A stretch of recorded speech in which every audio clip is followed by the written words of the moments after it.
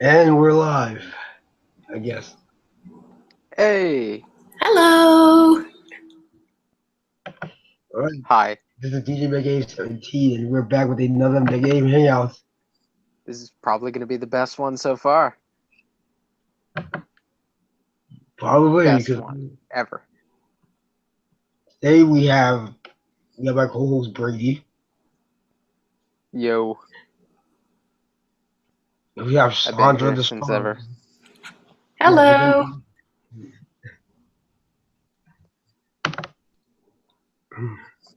So, what's I happened guess. since the last time we did this? Well, we tried to do it live last week, but that didn't work out too well. Oh, no, it did not. Last week probably wasn't going to work out regardless. I was not doing well. What do you I mean? was tired. I was tired as heck. I was not. I honestly wasn't feeling well last week. I mean, I'm still not necessarily feeling great, but here's the thing. I caught like a cold or something, Yeah. but because of my, whatever, Yeah. it made it worse. That's unfortunate. Yeah, you sounded terrible last week. Yeah, well, all right. Let me put it like this: I've been sick since um probably I would say since like the weekend before Thanksgiving. Oh, that's very unfortunate. I went to I had to go to the doctor for it. Apparently I caught like what I guess what is called the rhinoceros virus. Huh. All of Haven't that. heard of that. Yeah, the whole thing was that his father he came home sick because apparently a coworker went to his work sick, so he caught it, and then everybody in the house caught it. So that's how that went down. There was really no escaping it. Well, that's a bad week. Yeah, and I had to go into Thanksgiving like that. So Oh yeah, that's the worst. I have this thing where I get sick every single Thanksgiving. It just happens to be the time I get sick. It's very bad, and it's like vomiting sort of sickness. Like I can't enjoy dinner. that's It's nothing awful. compared to So I understand how annoying that can be. um. You probably have it worse. I'll say. Yeah, that's my I just don't handle vomiting well. Ew. uh Most people don't.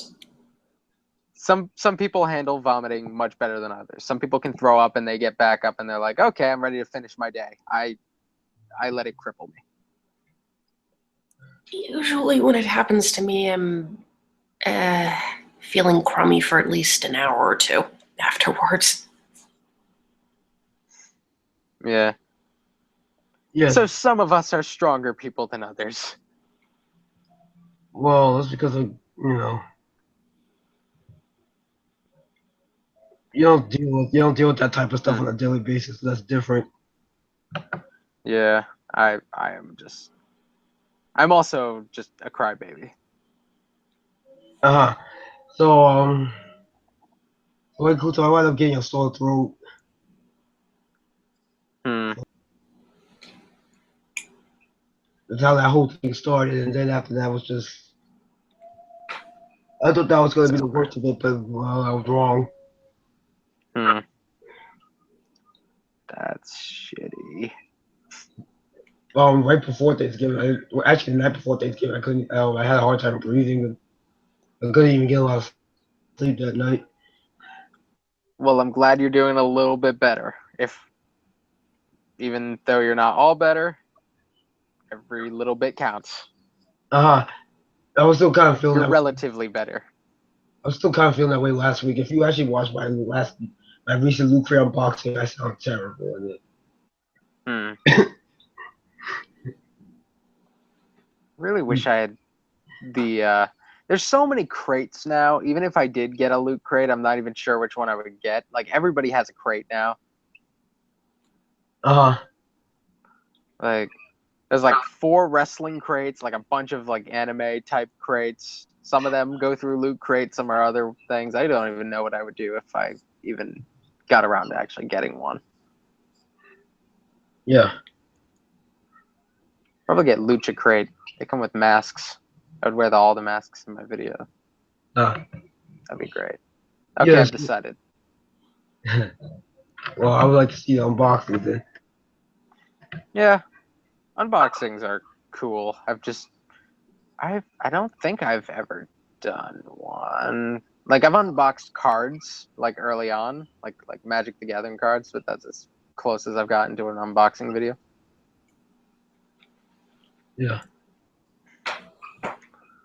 Yeah. So when you said you couldn't do it last week, I was actually fine with it. I was like, okay, yes.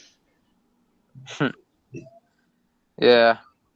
It's been my whole schedule has been like weird lately.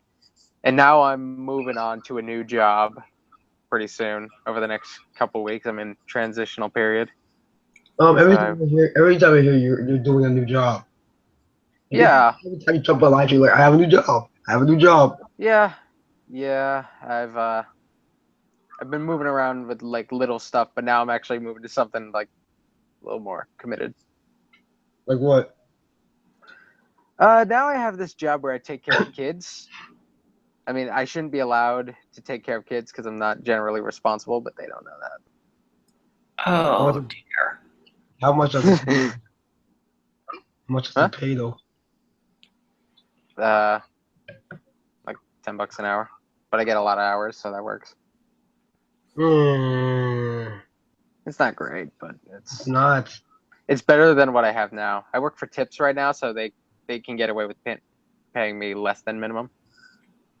What's the minimum? In this state, I believe it's like $9.60. Is that New York? That's in Rhode Island. I don't know what it is anywhere else. Okay. At least in some other states, it's more like $7.50 or something. Yeah, I mean, our minimum wage isn't terrible. It's actually pretty good relative to some other places. Yeah. So, I'll take it. Actually, now I'm curious. What is the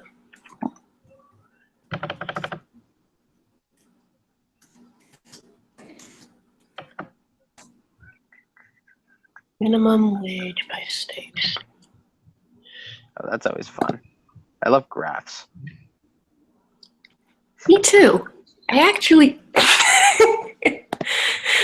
I made graphs based on this one game, Slime Rancher, grouping the slimes by what they ate. I've seen that game. It looks like so much fun. It does. There It's so aren't cute. that. Yes, there aren't that many YouTubers who have uploaded Let's Plays of the game, and the ones I've seen so far, I'm not too fond of. But I just love the game. It's so dang cute. Yeah, I would love to play that game if I ever got around to it. I need a better computer to play games on because mine is not doing well. I couldn't even get it to load up for this.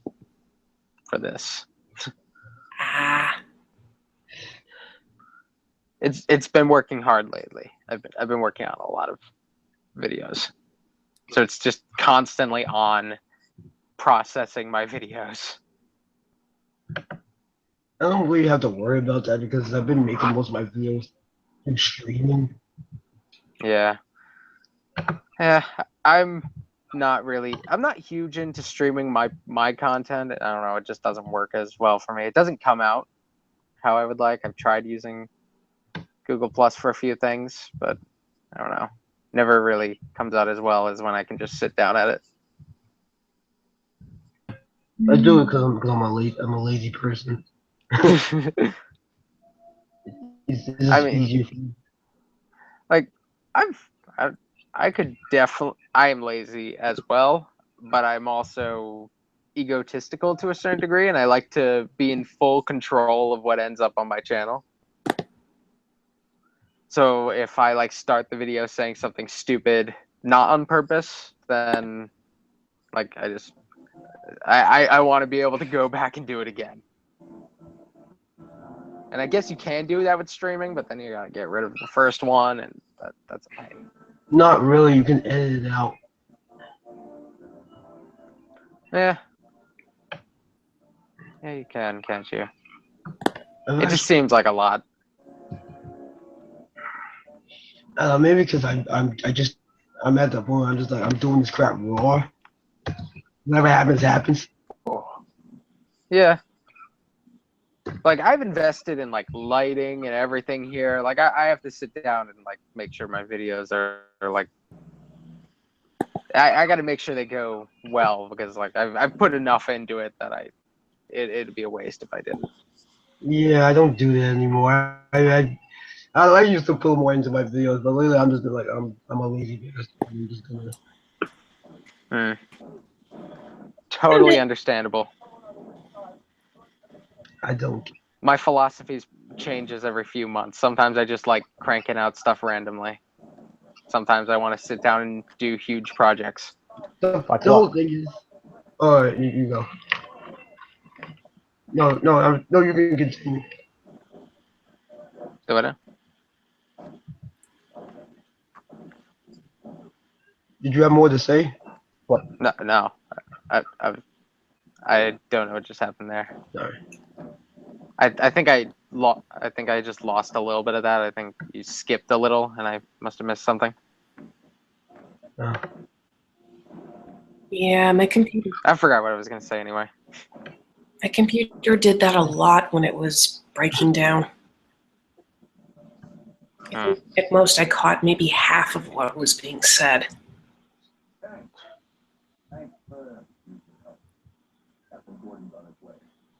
So what have you been working on? What, me? Me? Oh, anybody. Just it's an open sort of question for everybody, I guess. Nothing much. I just went shopping. I just went food shopping today. Shopping's good. That's important. These are the things I have to get done. I didn't know you joined the stream. I'm actually looking at something else right now. What's up? Nothing much.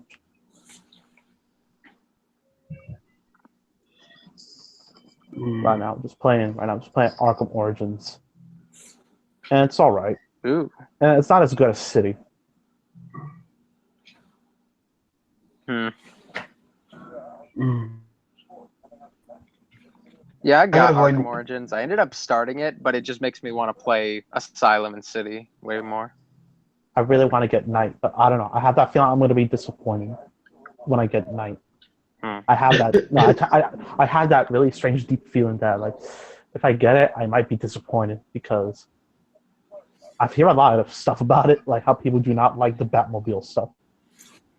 Well, there's so much of it. There's way too much to do with it. We like exploring as Batman, but they give us too much. It's like in Saints Row 4 when they gave you superpowers. It's just a little too much. What else? And what else? What else? And the Joker. I'm really sick of the tired of the Joker. I get it. He's Batman's most famous rival, but you need to give him a break. Yeah. Like there are other villains besides the Joker. Yeah, I just really like the Joker in the Arkham series. I love the voice acting. I think everything is done very well. I understand. Mark Hamill is fucking perfect as the Joker. I'd have to say he's like my favorite iteration of the Joker is in the Arkham series. My favorite is I know I'm like I know I'll sound edgy, but I still think Heath Ledger is the best Joker so far. Heath Ledger is pretty darn good. Like it's hard to top that. Well, Jack Nicholson's also really good. Yeah, it depends on like how I'm feeling at the time. I sometimes I like Jack Nicholson more. It really depends what I'm looking for. It's a completely different type of Batman movie, really. Yeah, but for some reason now Tim Burton isn't allowed to go to comic conventions for some reason. That's weird. He's just like banned from comic conventions? Yeah, because All of them? because Batman killed people in the movies. Oh, like people would be upset if he Well, showed up? Batman did kill people in the movies. Yeah, but like Batman has killed people in other things.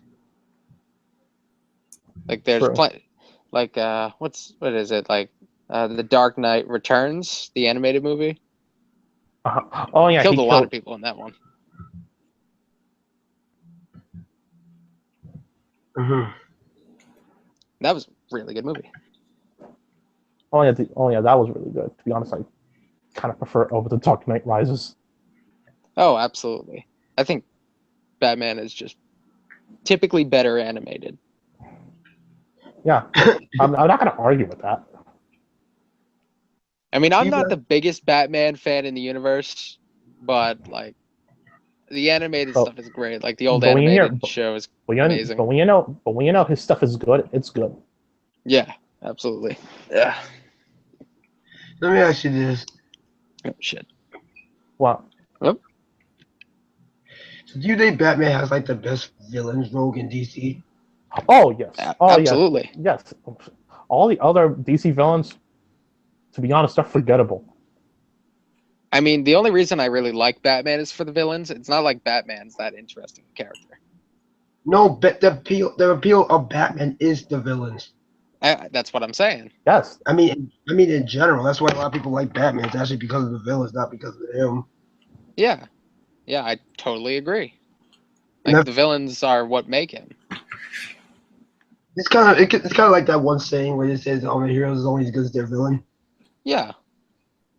And I'd say the Joker has been made off of that sort of a saying. Yeah. But on top of that, then you have some of the other villains that Batman has. He just has a great villains rogue overall. Yeah. You really haven't really seen that with a lot of the other DC heroes. I want to see more Scarecrow. Don't get to see enough Scarecrow. Like I've seen a lot of. No. After Arkham Knight, I don't know if I want more Scarecrow. I mean, outside of the games, I want more Scarecrow. I like Mr. Freeze. Harley Quinn. Mr. Freeze. Harley Quinn next to Joker is probably one of my favorite villains. Really? Yeah, I like Harley Quinn. See that. I like Harley Quinn when she's by herself, honestly. I don't know. I just prefer her. I don't really care that much for Harley Quinn, but like as an accessory to Joker, I think she does a great job of highlighting things in his character that they couldn't really do without her. Uh-huh. So it's kind of like I don't think I would care to like I've read a little bit of stuff like of her comics of her alone, and I don't really care about her nearly as much unless the Joker's involved. Yeah, I'm kind of the opposite of that. Yeah. Yes. I just don't I don't see that much appeal to her. Like her character is built around the Joker, and once you take that away, I don't really care anymore. I don't know why. I don't know what it takes. I don't know. I'm just a fan of it, to be honest. I can respect that. And it. I know I'm stuck and I do not know what to do. Let's see what other villains are like. Oh yeah, by the way, did you guys ever see like that show, The Batman? The what of Batman? It's just called The Batman. He's talking about the Batman shit that was on Kids WB. Yes. Oh, yeah, I watched that. I know a lot of people hate that show. How? I think it's good. Well, a lot of people look at it as like dumbed down Batman. Dumbed down? Have they even seen Batman versus Dracula? Wasn't that just on? What was it? Was that a movie? Oh, wait, there was a movie of that. Never mind. Sorry. The Batman. Oh, I have seen that show. I remember that movie. To me, it's an okay show. It's not nearly as bad as people say it is. Yeah. My favorite Batman thing is Batman meets Scooby Doo. No. Favorite Batman thing in the world. Best thing he's ever been in. I hate Wow. Scooby-Doo. Cheesy wow. Batman and Robin meeting Scooby Doo, like the cheesiest of cheesy, Like, like is Adam he? West But style. I don't. But I don't think he. Wait, I don't think he's voiced by Adam West though. No, like it's that style of Batman though. Oh, true. Yeah, it's like that era, pretty much. No, but the thing I did like about the Batman though is the fact that they used to like a lot of like obscure villains. He Even though does like a lot.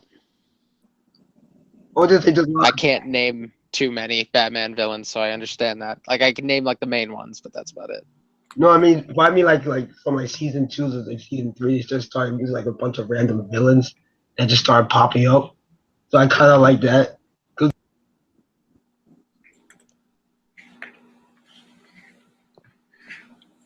Let's see. If memory serves, there was Penguin. There was Oh, he's gone. there was. We're having a conversation. Things are going well, and he's gone. Mhm. Okay. That's Up fine. there. There we go.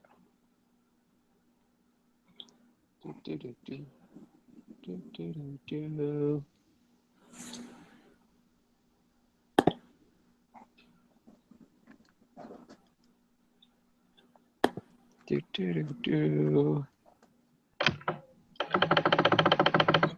Yeah. So there was the Penguin. There was Dang it! There was the guy who freezes things. What's his Mr. name? Freeze. This freeze. Okay. I wish I could do it I on old fuck voice. this game. And there was also this guy who, I don't know, it was like there was some sort of substance that made him really, really strong. Oh, Bang. yeah. Bane looked weird in cartoons when you see him compared to like the movie version. I don't know. It's just now that I look back on him, it looks really strange. Most Wait, talk- stuff from that show looks really weird today. Wait, talking about the animated series or the Yeah. Batman? Honestly, if you look back on any of them after like this weird gritty series of movies, like all of like those past interpretations look So kind of strange. I have no faith in the DC cinematic universe. I have no faith in that. Yeah, I was kind of excited about Batman versus Superman because I thought it was gonna be like a little bit. I thought it was you gonna be see what happened with Batman versus Superman. Oh, I think I I remember. Wait, sorry. I just pretty much figured out, okay, it'd be better just to watch The Dark Knight Returns. Yeah, they did him. They did the fight Batman much versus better. Superman done right.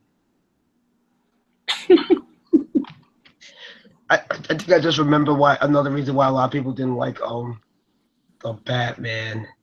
The Batman. All right, so I actually watched his review from Watcher of the 2000s. I think he has the most balanced review of that show. He like completely take a dump on it, but he didn't praise it either. So he's kind of like in the middle with it. So one of the things he brought up as a problem was the tone issues that the show Yeah. had. It did have tone issues because it was like at least for like the first 2 seasons compared to like the other 3 seasons. And the other problem is the fact that they had like I guess like villain problem where they would have like villains to replace other villains because they were doing this thing where they weren't going to have like with the exception of the Joker, they weren't going to have certain villains on the show because they were in other adaptions. Like for example, they didn't have Two-Face, so they replaced him with Clayface. Yeah, that was stupid. And then they brought in the real Clayface later on anyway. Uh, It was so bad. I love Two-Face. Yeah, so they replaced him with Two-Face Clinton. is great. They replaced him with him, and Two-Face is too good a character to be replaced. Yeah, but Rob, yeah, the reason I love Two-Face is, well, one, look at the animated series. I'm talking about Batman the animated series. Okay, every time I say animated series, some of y'all always think, oh, he's talking about the Batman. No, I'm talking about the Bruce Timm one. No, when people are talking about the Batman, I'm usually thinking the Batman. When people are talking about the anime series, they just say the anime series. Yeah, I don't think about the Batman. Most people like to pretend that never happened, so you're good with that. No, I still no. I still think that Batman's a good show. So y'all can shit on it all you want, but I don't. Like I said, I don't think it's a bad show. It's flawed, very very flawed, but it's not a terrible show. just like a lot of shows. It sucks compared to the animated series. Actually, Yes. no. Batman Beyond is actually a close second to the animated series. That would be like the best description for. What is the Batman Like I said, Beyond? so, Ra's al Ghul. I don't remember Batman Beyond. Huh? I don't remember Batman Beyond that well. Oh my god! Oh, I remember it being a really badass suit, though. Oh, I still terrible because I think it's a badass Batman. Ra's al Ghul. The one thing from Batman Beyond people remember is the movie Return of the Joker. And of course, there's a reason. It's the fucking Joker. Ugh, God. Well, it's called The Return of the Joker. What do you expect? The Joker sells. There was a younger version of Batman, if memory serves. Like he wasn't Robin. He was a newer, younger version of Batman, and the original Batman was like giving him advice and stuff. Batman Beyond. Yeah. That's Batman Beyond.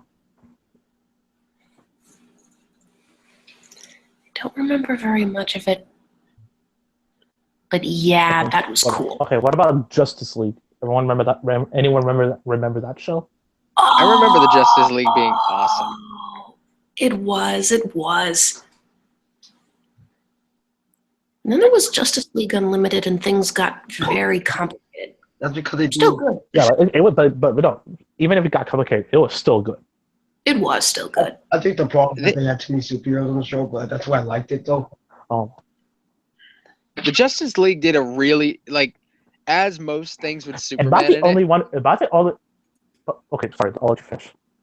Oh, as with most things with Superman in it, they try to tackle Superman's potential death, and I found it to be very weird in the Justice League movie. I don't.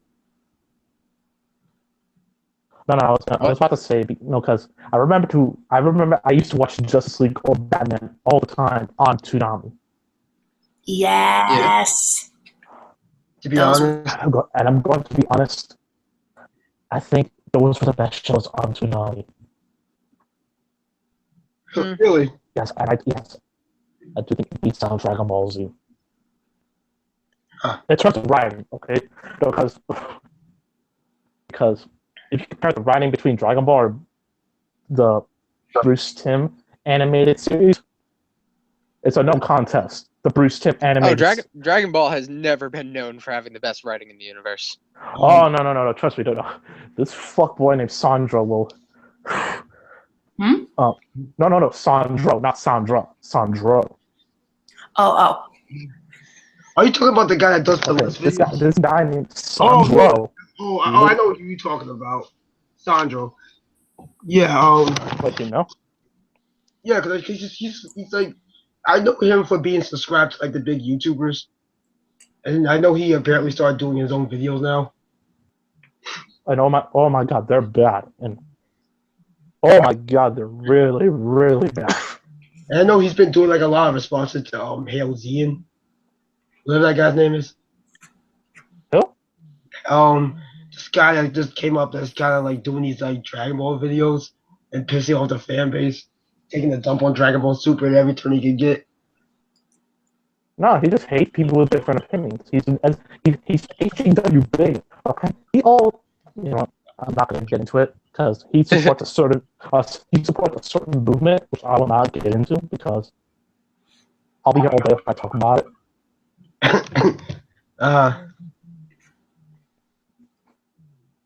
Okay. But but yeah, no. The dude also thinks Yamcha is a complex character. Yamcha. Wait, what?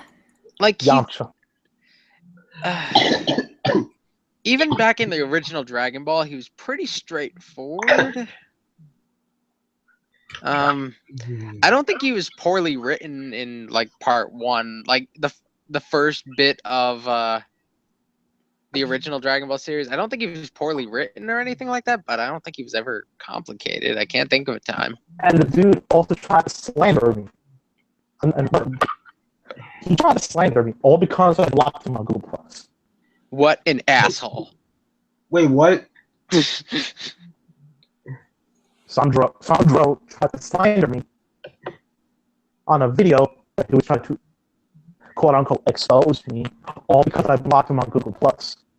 Wait, so he made a video about you. Children. Yeah, but he deleted it because he was getting a lot of hate. You know what? You should be happy about this. You want to know why? Why? Because now you're on the come up. You want to come up? I'm like, what? You're on the come up. You're getting famous. No, Fluff, no, I do not want to be famous. Fuck that. Look, soon you're gonna be well known. You're gonna be like that guy. Like, Oh dear.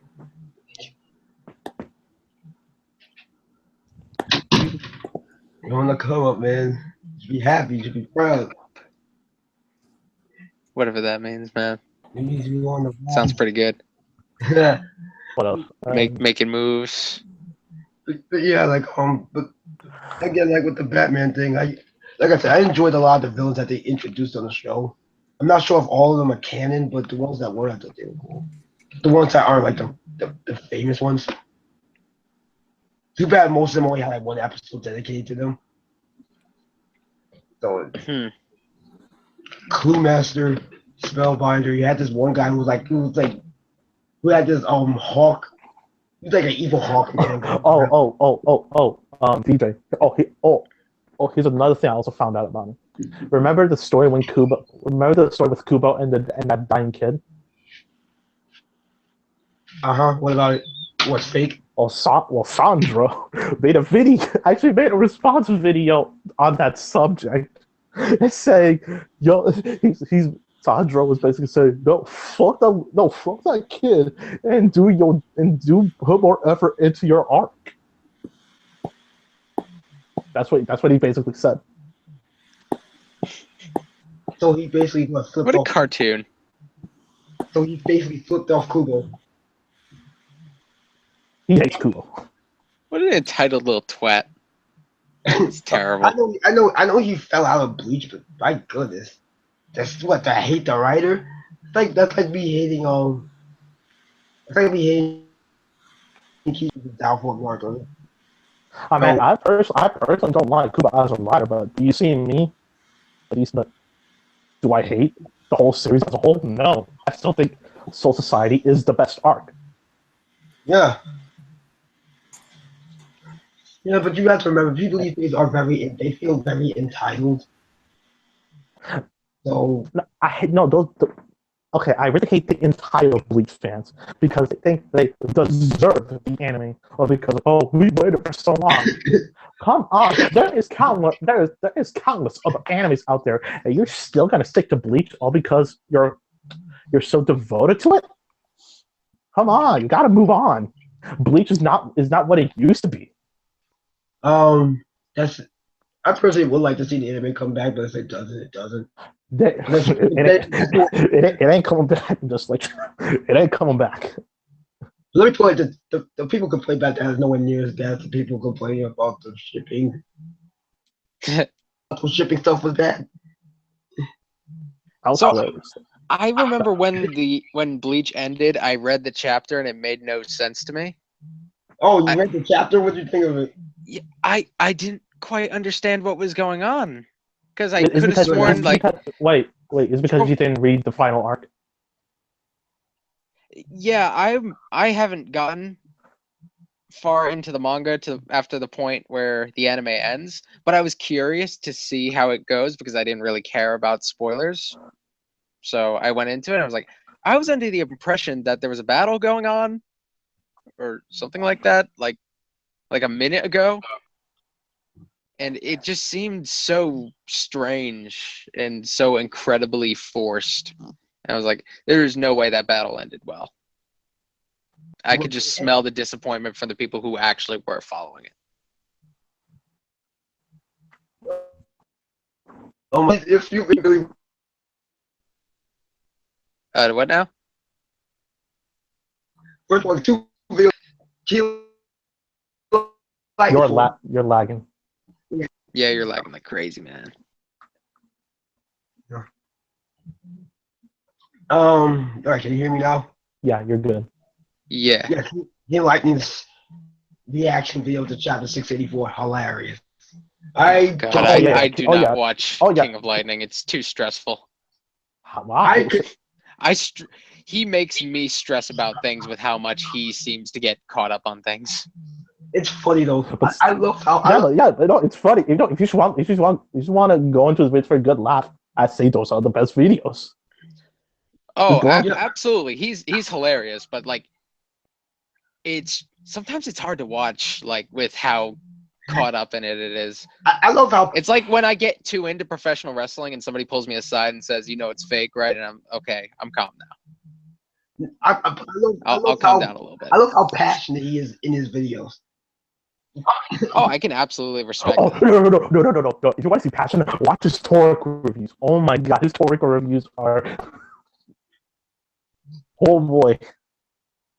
Yo, when he was reacting to the final chapter of Toriko, let's say he was about to cry. Oh yeah, Toriko ended recently, didn't it? Yep, I got the boot too. Oh, man. The Purge. Oh yeah, but by the way, guess who's in Japan? Guess which YouTuber's in Japan? Ooh. James Hansen. Oh, okay. Oh, cool. And it's now him and the rest of the dying fan base are doing this gay ass 31 Days of Bleach. I started doing that. Oh, why are you guys doing that? Because you know what? No. If I keep on talking, I'm gonna sound like a major dick. Look, I know you are a lapsed fan of the series, but I still like it, and I'm bored. So I'm bored. That's probably the best reason to do it. Look, I put it like this: if I get bored, I'm just gonna stop it, like in the middle of it. Like with the rest of the videos, got bored with it. Oh, wow. What does lapsed mean in fan terms? I mean, like you was a fan of it, but you're not as much of a fan of it. Yeah, basically.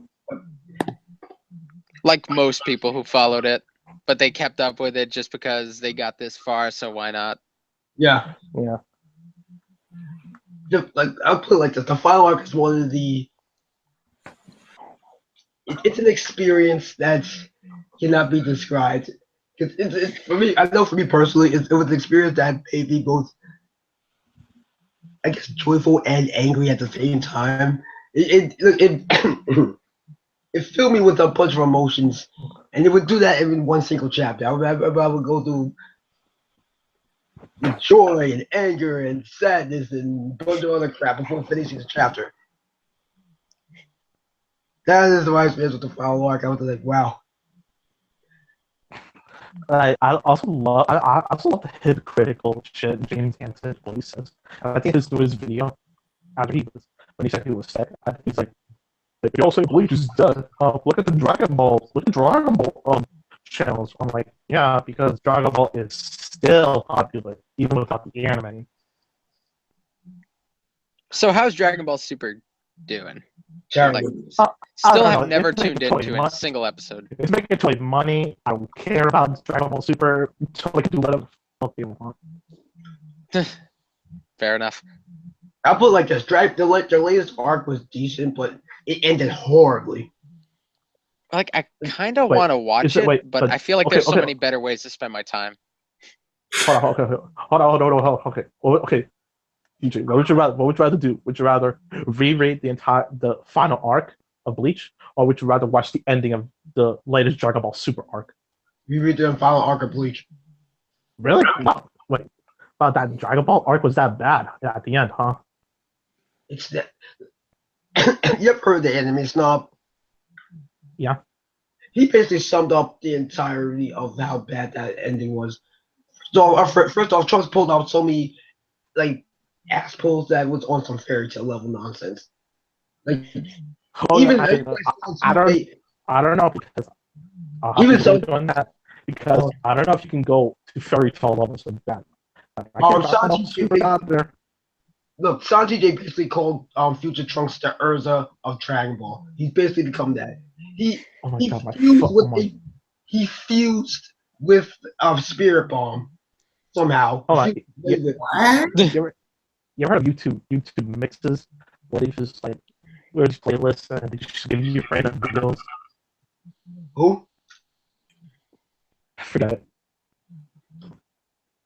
Yeah, so he fused with us. He like fused with us. Oh yeah. Did anyone see Zoro versus Urza? No, Used the Urza win. Spirit Bomb. The Urza Huh? win. No, Zoro won. Oh, really? I'm surprised. I thought they Really? were. Yeah, Zoro won. I was expecting them to. Urza won a fight with no And the reason senses. is because the reason is because Zoro, his speed is it's out of this world. All right, so I'm not Like- sure if I buy it, but I'm gonna have to see this to see their reasoning. I'm fine with it because I was really expecting them to pull. Oh, it's Urza. That's why she wins. That's why I kind of thought she would win because she And- kind of just does that sometimes. And plus, Screw Attack of Trolls. So I was expecting. Hold on, okay, we'll get to upload the video. 31 Days of Bleach, 33, favorite lieutenant. Who's my favorite lieutenant? I'm still. Oh yeah, yeah, because I like Rukia, so whatever. I can't pick Rukia because I put her as my favorite female character. Yeah, all the other lieutenants are trash. Well, Renji, he's decent a little bit, but the other lieutenants are trash. Yes, Isagi is trash also. He's not trash. He's not. He's trash. He's really, Don't hype him up. Fight. Why don't hype him up in box? he's really not trash. I'm telling you. I'm not choosing He's him trash. for sure because everybody's choosing Hidaki, so I'm not choosing him. But he's not trash. Get the hell out of here. See, he's easy to Kira. He's trash as well. Did you say Kira's trash? Izuru Kira. I'm gonna have to beat you on that. That's very untrue. He's not trash. He's a fucking emo king. What the whatever. What else? Momo, she's trash. Rangiku. Margiko's fan service. Yeah, I'll let her pass for that. Yeah, Chiru, Kinda is, yeah. For the win. Isane, she's trash. Yeah, oh my goodness, hate that shit. Nemu, she's trash. Chiru, she's trash. Momo, oh my god, no, she's a fucking landfill.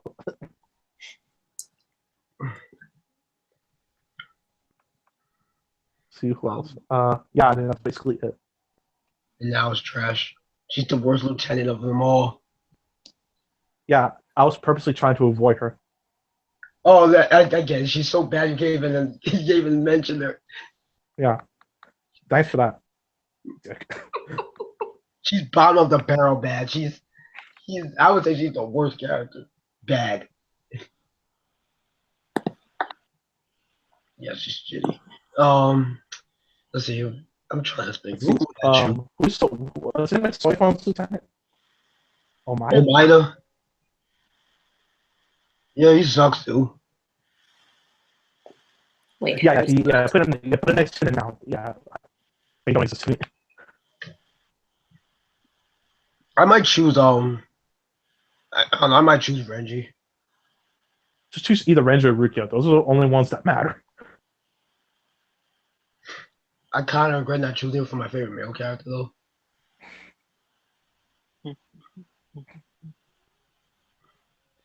That's my part too, Reggie. The what now? I sorry.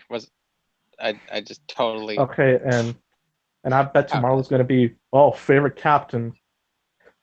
Crap. Okay, to be honest, No, most of the captains I think are the most overrated characters in the series. But if I had to pick I already know one, who I'm choosing. huh? I already know who I'm choosing for the favorite captain. You're gonna choose Byakuya, are you? No, I'm not gonna choose Byakuya. Pachi? No. I'm gonna keep on guessing. Old man Yama, No, I don't even like Yama. Soifon, No, I hate her. Gin. Koshiro? No. Okay. Unohana. Yes. Okay, yeah. Okay, okay. I'll let her have a pass. I actually like her. Okay, She's just underused. yeah. Yeah. Aizen, does he count? I guess, but I was gonna save it for like villain though. Okay, 6. Who's the 6th captain? This Captain's Byakuya. Oh, fuck him. Well, this is my Yuri. Okay, I'll let Yuri have a pass as well. Who else? You got Tozen, you got the visors. Okay, fucking vibes. Oh my god. Get the fuck out of here. Fucking vibes. Visors. And visors are synonymous with losing. Shinji. I'm not sure what else they're gonna do. Shunsui, I used to like him before that fuck happened. I was never a big fan of Shinji. Ukitake, he was already trashed since the beginning. But I like Fukutake. He's actually my second favorite captain, though. He's trash. You got crap, though. It's not even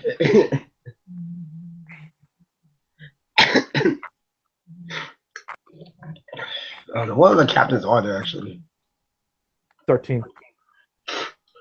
That's the thing, though. Is it like the 13 previous captains or like the current ones? Oh. Lisa's captain. Yeah, okay, I guess. Actually, now I got to think about that. Toshiro is unfortunately still captain. I actually like Toshiro. I'll get the What fuck was out of here. Ichigo's dad's name? What? Ichigo's what? dad wasn't he a captain too? Yeah, but he's not captain now. Yeah, not anymore. So current captains. My bad. Well, there's always like this. Well, I'm not sure how far you got into the series, but there's a few new captains now. We have 4 new ones at the end of the series. Well, Rukia is a captain now. Ha! Really? Yeah, she's a captain now. She took over after Ukitake croaked. She took what? She took after Ukitake croaked. Oh. Did he die of like? What is with the lag in this? Oh my god. Hmm? No, there's so much lag between all of us.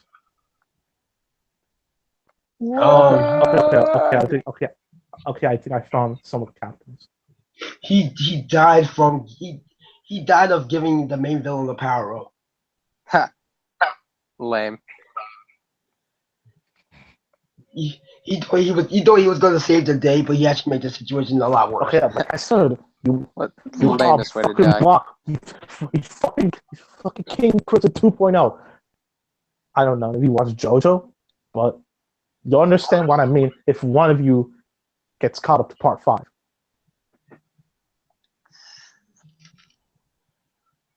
So that's what happened with Ukitake. So he's gone. Unohana's dead. He also died as a power up for Kenpachi. You just love it when that happens. So lame. Yo, I need to leave the stream because I think maybe I'm the cause of the lag. Yeah, it's all your fault. Go away. No, really. I respect you very much, sir. Don't be offended. Yeah, so that happened. But seriously, go. Oh, gee, thanks. You sound like a troll right now. Oh yeah, Isani I and don't even know. Isani and Tetsuzaima are captains now. Who? Isane and Tetsuzaima. Oh, okay, whatever. I'm telling Brady, but I don't even think he even knows who they are. I don't know. I've lost track of names at this point. All right, let me refer to it as this: Unahana's vice captain and Koramora's vice captains are now captains. Oh, okay. Well, that kind of makes sense, I guess. I mean, that's what you think would happen after those guys are not captains anymore. So everything makes sense. Either way, I don't really see the significance in that. I was just kind of sitting back letting you guys do the Bleach thing because I couldn't really follow well. Yeah, plus I'm a Laps fan. And, Oh, he's dead.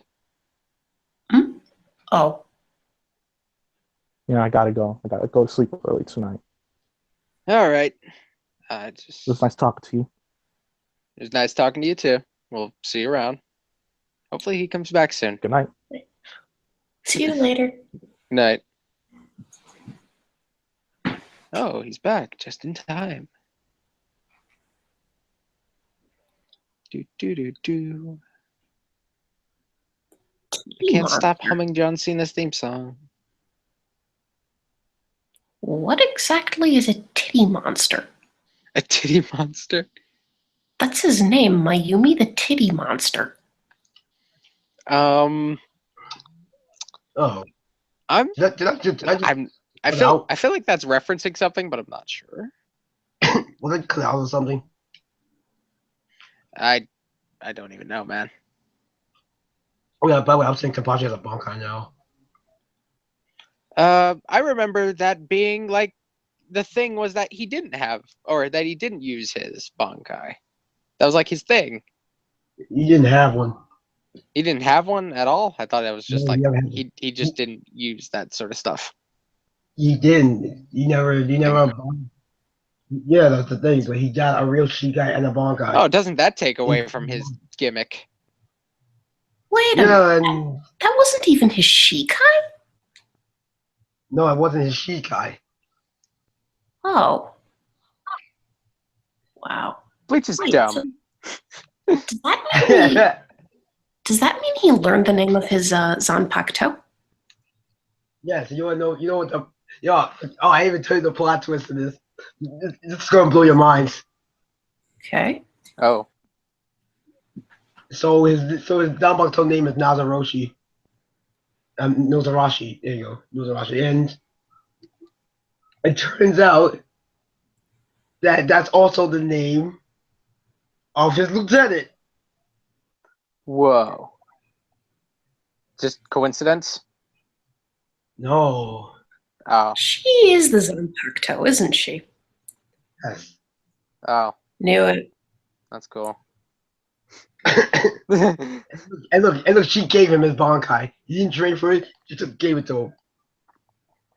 Wow. This is what happens with this new generation. They're just so entitled. And they have everything handed to them. Yep, he just got handed to him. And then he turned into a demonic Neanderthal.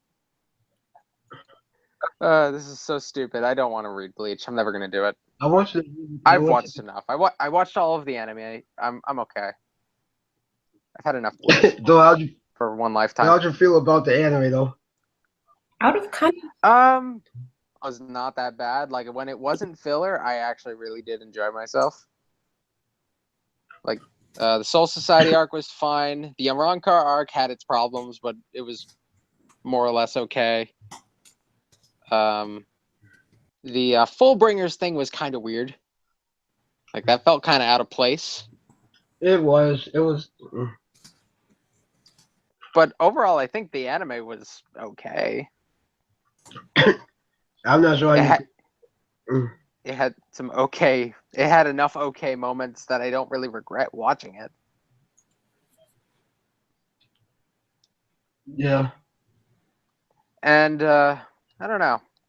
Soul Society arc was worth it, I guess, because that was a really good arc up until the end where I was like, okay, he's powering up a little too quickly. He's making a little too much progress. Because Ichigo just becomes the most powerful guy in the universe, but then they have to make the universe more powerful around him. That's kind of like what this type of arc does. It's kind of like a Yu Yu Hakusho type problem, where he wins the Dark Tournament in the first big arc, and now they have to make a new series of villains that dwarf everything they experienced so far. It's kind of like Dragon Ball Z logic. See, but Yep. that's kind of the problem though, with that type of the way of doing it like that, because now you're gonna run into power level issues. Yeah, like there's also like a believability problem that I have with Ichigo. That's really a huge issue. Like he's just too much progress in too little time. Yeah, I wish he went there and like he failed or something. Like actually failed, not like these really temporary fails where he has a slight setback and then just comes back and defeats the guy instantly. yeah, but see, I agree with that, but here's the problem with it. The way the arc is written though, he can't fail because it's gonna. Well, the arc was written to fail. That's kind of the problem. It was written to be a failure because he could not fail, so he wouldn't fail. I mean, with the whole Yukia thing, because if he fails, then she dies. Yeah, they would have to completely rework motivation for Ichigo to make that arc work how I would like it. Like I think there's a lot that could have. I wouldn't have had as much of a problem if this was like the climax of the series and Bleach was just a pretty short series. Which I But think it goes on for a while, and then you have to up the standard, and Ichigo still went through people who trained thousands of years to get even close to where he's at. Yeah, I don't care what kind of explanation they try to give. It's bullshit. well, the explanation they gave is that he's the ultimate hybrid. Yeah, and it's total bull. It's way too convenient. I think Bleach. I hate it when things are too convenient. I think it would have been better if it was a shorter series, because it seemed like it was written originally to be that way. Because Let's think. They go back. Let's say they go back and pull like a Full Metal Alchemist Brotherhood. They could make a really good series out of Bleach if they just trimmed the fat. I would actually rework Bleach a bit. Okay, this is how I would rework Bleach. Because I do think something would even require a rewrite. Because alright, there's 2 ways I would do this. I'll either have Bleach be just a series just about the captains and them doing their jobs. That would be pretty cool. That's one way. The other way, all the captains, at least initially, were kind of interesting. Though clearly, you seem to have lost interest in a lot of them over time. what, me? But I don't know. You seem to like talk down about a lot of the characters in general. Like they just weren't done well. They weren't done well, but I still like the characters. But I think they're all like really good concepts. That's the one thing that drew me in with Bleach. I think character-wise, I enjoyed it almost the most amongst the big 3 because like I think every character seemed kind of interesting, and they gave them all a good amount of time, at least early on. This is why also I still feel the Soul Society arc is the best arc of Bleach, because I feel like this is probably that's the arc where they had like the most like characterization and development for those characters. And Yeah. also the time when most of those characters were relevant. That's the problem with the later arcs of Bleach, is that a lot of them stopped being relevant. And it seems like Kubo has a hard time juggling them around, because they just pop up at random points. And you don't really do much with them. Like, there's a lot of stuff with a lot of those characters that's set up in the beginning, like in the Soul Society arc. But a lot of character arcs don't go anywhere. And the ones that do, they basically end in the Fullbring arc. Or the Arranca arc. Like Hikaku. He had a character arc. Like him and Reggie had similar character arcs with them trying to surpass their captains. Both of their character arcs more or less end in the Fullbring arc. Okay, Renji's go a little further than that, but still doesn't. It's not completed because he's not a captain now. He never really surpassed Byakuya or reaching the level of Aizen like he wanted to. And his, Hmm. like I would say he's closer than the other like vice captains as far as completing like their character arcs, but he's just not quite there because he kind of got like the short end of the stick.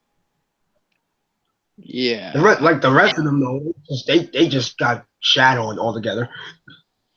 Like Hisagi, he was actually done pretty well in the Soul Society arc and even the Aranka arc. And the Aranka arc, he got a big push. But when you get to the final arc, his arc just kind of stops. Like they give him a Bankai. I think that was a pretty cool idea, but we never get to see it because he gets his ass beat in every battle he's in. And Yeah. then at the end of the series, he supposedly mastered it. Yeah. I found the Arankar arc to be pretty weird. Like, how many battles did Ichigo win? He beat at least 3 of the Arankar? How many did he beat? He beat like 3 of them. Yeah, I thought that was too much. Yeah, I but thought that was an opportunity to have other characters do stuff. yeah, but Like maybe 2. here's the thing. One of the Arankas he beat was just to show how strong he was. The other two was supposed to be Yeah. the main Arankas, which was Grinjal and Ukiura. They set that up early on. I thought the way it was handled was fine. I'm fine with the amount of people he defeated. I just think other the characters could have gotten more out of problem. being at least one more. The problem is that the other characters just got crapped on. A lot of them got replaced for like the captains. Hmm. Like Kabachi, he got to fight like 2 of the Espada, so or Yeah. him and Byakuya, because both of them they got to beat Yami together, and then they had their own solo fight with Noitora and Doromori. So the other characters didn't even get that luxury. Uyu and Reggie did fight Zio initially, but then they had to get saved by Mayuri. Hmm. Chad, Renji, and Ruki actually do try to fight Yami, but then they get destroyed. Chad and Renji all screamed, and of course they get saved by Ichigo and then later Kenpachi and Byakuya. I still don't see any appeal in Chad. I've gotten through the Fullbringer arc, and I still don't see any appeal in Chad. Well, apparently neither does Kubo because he's completely forgotten about him. Like, Writing fan. I don't get most of I don't get most of Ichigo's friends. Like, I just thought they were some of the least interesting things about the series. Well, join the club. A lot of people don't like them. I personally like some of them, but I understand why you wouldn't like them because you don't have a reason to like them because Kubo never really pushed them. Yeah. It's Like, just, I hate Orihime so much. She just annoys me beyond belief. well, she's a badly written character, so She just screams generic. Like, as far as and of course she heals people. She must be like a bad Hinata character. Hmm. And Hinata herself isn't really a good character, but she's like worse than that. I think Hinata, though, was less exposed than Orihime. So that's why I don't think there's really nearly as much of an excuse with Orihime. I think Hinata should definitely have been used more, though. I'll tell you why she wasn't used more. Kubo kind of wrote himself into a corner more than he made. He made her ability so OP that it basically became a broken ability. It was basically to the point where if she was able to use her abilities the way she to its fullest capacity, then the arcs would be really short because she could basically just be removing people and basically conflicts in one single blow. Yeah. Her ability is to reject all phenomena. There is no limit to it other than her emotion. Yeah, that's kind of terrible. That's like, it's really easy to create a character that's totally overpowered. But, like, if you can't do anything with them, then it's not worth anything. It became so bad that the only way Orihime would become useful she became like a villain. I mean, That would add some dimension to her, which would be nice. Like that, it was like kind of that bad, or either that, or make a character that's as OP as she is, and that could be able to fight her or something. I mean, they did kind of do that in the final arc because you start getting like these really broken Quincy's with these former X powers. The new generation of Quincy's. Yeah, because one of them had like the power of imagination. Yes, I'm not lying. One of them actually had the power of imagination. That's dumb. So like he thinks of something and it appears. That's like some sort. That's like a Care Bear powers. That's like a Care Bear power.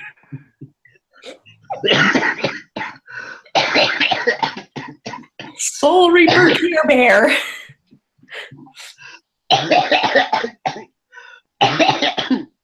Get this. His true form with a brain in his jar.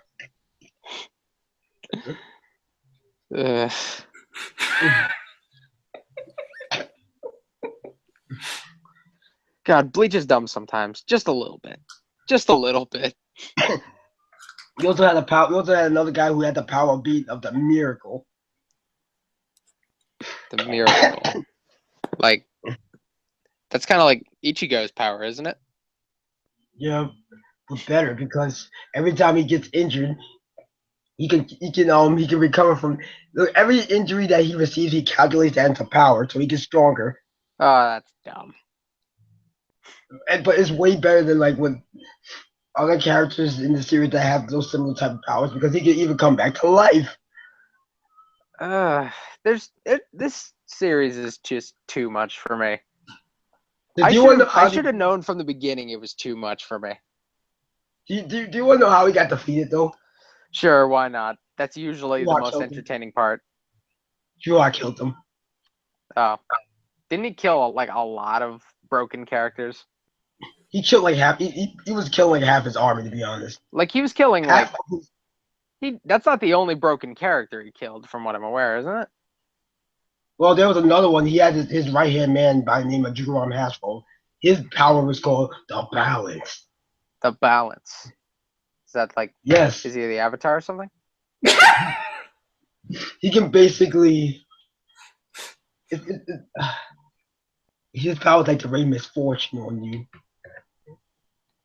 So it's like walking under a ladder type thing. Like no, he's just a bad luck charm. That would have been hilarious, but no, that's not what it is. It's kind of more OP than that. He can just like he can basically wreck you. Can you elaborate? Because I'm kind of like curious. This is weird. All right, let me put like let me explain. Uyu also do that. So Uyu also got like a really ridiculous power that was similar to his. His was called the Antithesis. And so basically what would happen is that in their final fight... That's a cool name. Yeah, it's an Antithesis. So Uyu and Haskell, they had their final fight. That was Uyu's final opponent. So they were having like this back and forth. And the fight was basically just them reflecting damage on each other. A ping pong match, if you will. Okay. And then Haskell put like, all right, reflect +1. So now you get the damage, and you can't reflect it back on me. That seems kind of like cop out is probably the word for it. Yeah, so we could kind of like take the damage and put it on someone else that you see or something like that. Yes. Wouldn't that mean he could be anybody who does damage to him? Yeah.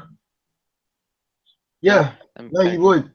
Except for Juwan. Just anybody who doesn't like fight him with mental powers, he pretty much wins. Yeah, probably. Except for Juwan, he killed him. Oh. Because he didn't need him anymore. You know. That's just bullshit.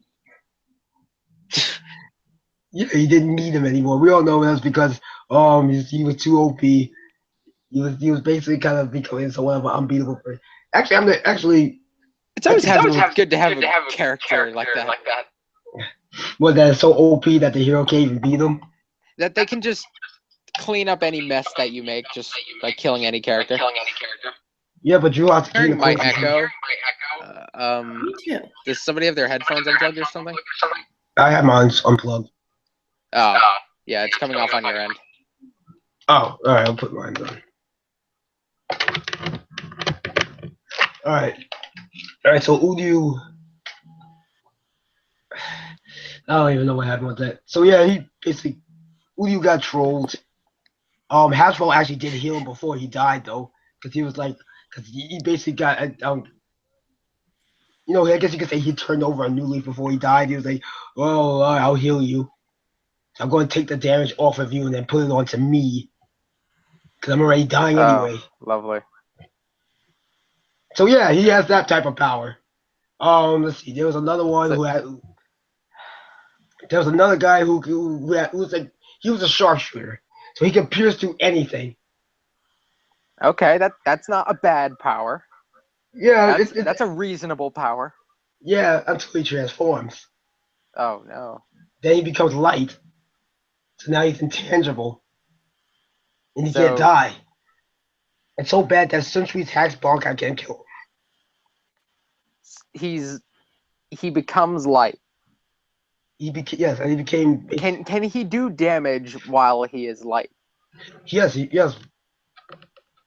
But he cannot be damaged. He cannot be damaged. Does he become a god? He becomes like a god. That's So you want to know how he gets? You want to know how he gets defeated? people stop believing in him. So that would be funny, but no. Look, the now comes in with her god slaying sword because apparently she's of nobility. Did you know that she was part of one of the noble families? No, I didn't. Neither did we. Neither did anybody. Yeah, neither did anybody else. Yeah, but she just so happened to come from a family of all females who don't actually have a real Zombato, but they have this special sword that's carried down from generation to generation, and this blade is made specifically to slay gods. Huh. Yes, I'm not making this up. This actually happened. So you know what else? It gets better. It gets better. So he tries to attack her now. She's quaking in her boots. Soon as we have to help her stand her ground, he holds the sword up. He shoots at it. It bounces back and it splits him into eight flamingos. 8 flamingos. Yeah, because he turned into a bird. That's real. That sounds really cartoonish. Oh yeah, I forgot to tell you the story. I would expect something like that out of One Piece, not Bleach. I forgot to tell you the story is they had like an angel theme, but you had the 4 elites. So the one I'm talking about, he's one of the elites and he's supposed to be like the top elite. So he had like more than one transformation. And his ultimate transformation was a giant owl. Just a giant owl? Yes. So this is Avatar. Yeah. Yes. And then he got split into 8 flamingos, and then Kira comes out of nowhere and he kills 2 of them. We don't know what happened to the others. We don't know what happened to the other 6 because the rest of the fight got skipped. Well, you can just tell me because I'm not going to read it at this point. No, I'm saying I don't know what else happened because the rest of the fight got skipped. Oh, you don't know? No, the rest of the fight got skipped. That's all we know. He got split into 8. So they never even allude to anything? No, we just assume he's dead at this point. Because little did they know they were setting up a spin-off series. No, because here's the thing. Juar has here's the thing. Juar has his power because he's the king of the coins. He has his power to give and remove powers from people. This could also this removal of it's called the Ashfallen. Now this could actually go as far as just simply stealing powers to actually killing the person in question. It does it randomly. Don't ask. It just does, I guess, when the plot demands it, even though sometimes it's really unnecessary. He did it with Gerard, who was the miracle. He got rid of him. He was also one of the elites. I forgot to tell you. Before Gerard died, his fight wasn't even finished. It skipped the fight, and it jumped right into Ichigo versus Juar. So he didn't even get a proper end. He just got killed off, got revived, had another transformation, and then jumped into another fight, and then he died off. And then next time you see him, it's him being destroyed. So, can you explain how the ending went to me?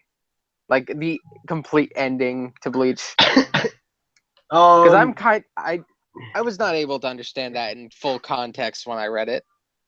So. All right, so wait, hold on for a second. I'll be right back. Okay, because like I read it, but it made no sense to me. Everything I thought was happening, I guess, wasn't happening. Then everybody was married for some reason. Was that a sneeze? Yes, it was. Okay. Bless you. Thanks. Maybe in the end there were a bunch of time skips? There clearly was a time skip. I just don't know what happened. Like, there was like a really, really like earth melting battle going on, and I just don't know how that I'm back.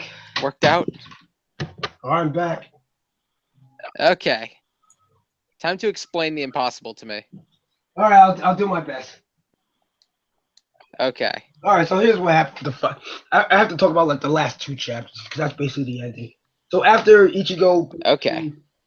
let me start with the final battle. Ichigo one shots Jua with this like He one shots him. with like a hard, not even like with a get to the potential or anything. No, it was just a horizontal slash. Or was it vertical? That's it. Wait, was it vertical? I don't know. It was like a left. It was a left. That's all it took. It was a left and right motion. Okay. But get this, it was from his final Bankai. But his final Bankai was broken twice by Juha.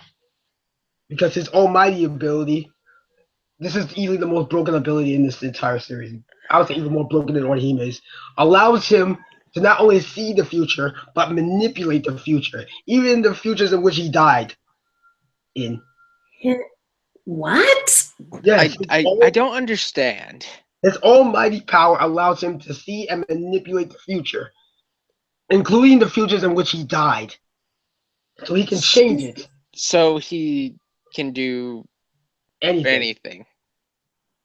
Yes. So he was able to destroy Ichigo's Bankai twice in the future. So whenever he went In the Bankai, future. it just broke. It was like done. Oh no! Yeah, it was gone. So Ichigo, all right. So the second time it happened, his Bankai broke and it became his old Shikai. This sounds like bull to me, man. And then that's when Ichigo did that. And that's when Ichigo slashed him. Before that, Uyu shot him with the Before that, Uyu shot him with the silver arrow because apparently Quincy's a weak to silver. And that's how the battle ends. It just ends just like that. That's chapter 684.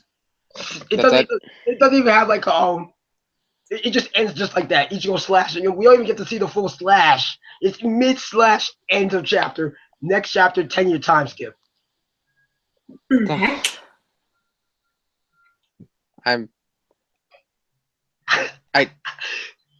How many chapters did Bleach come out to? 686. How many chapters did people read?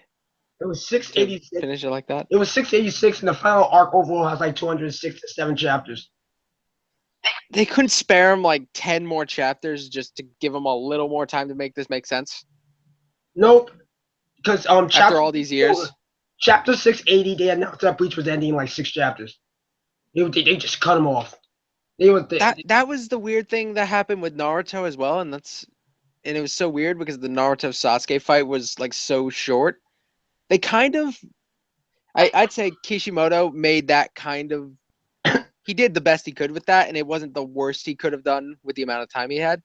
Yeah, but they didn't even. But that sounds ridiculous. They didn't even let Kubo get to 700 chapters.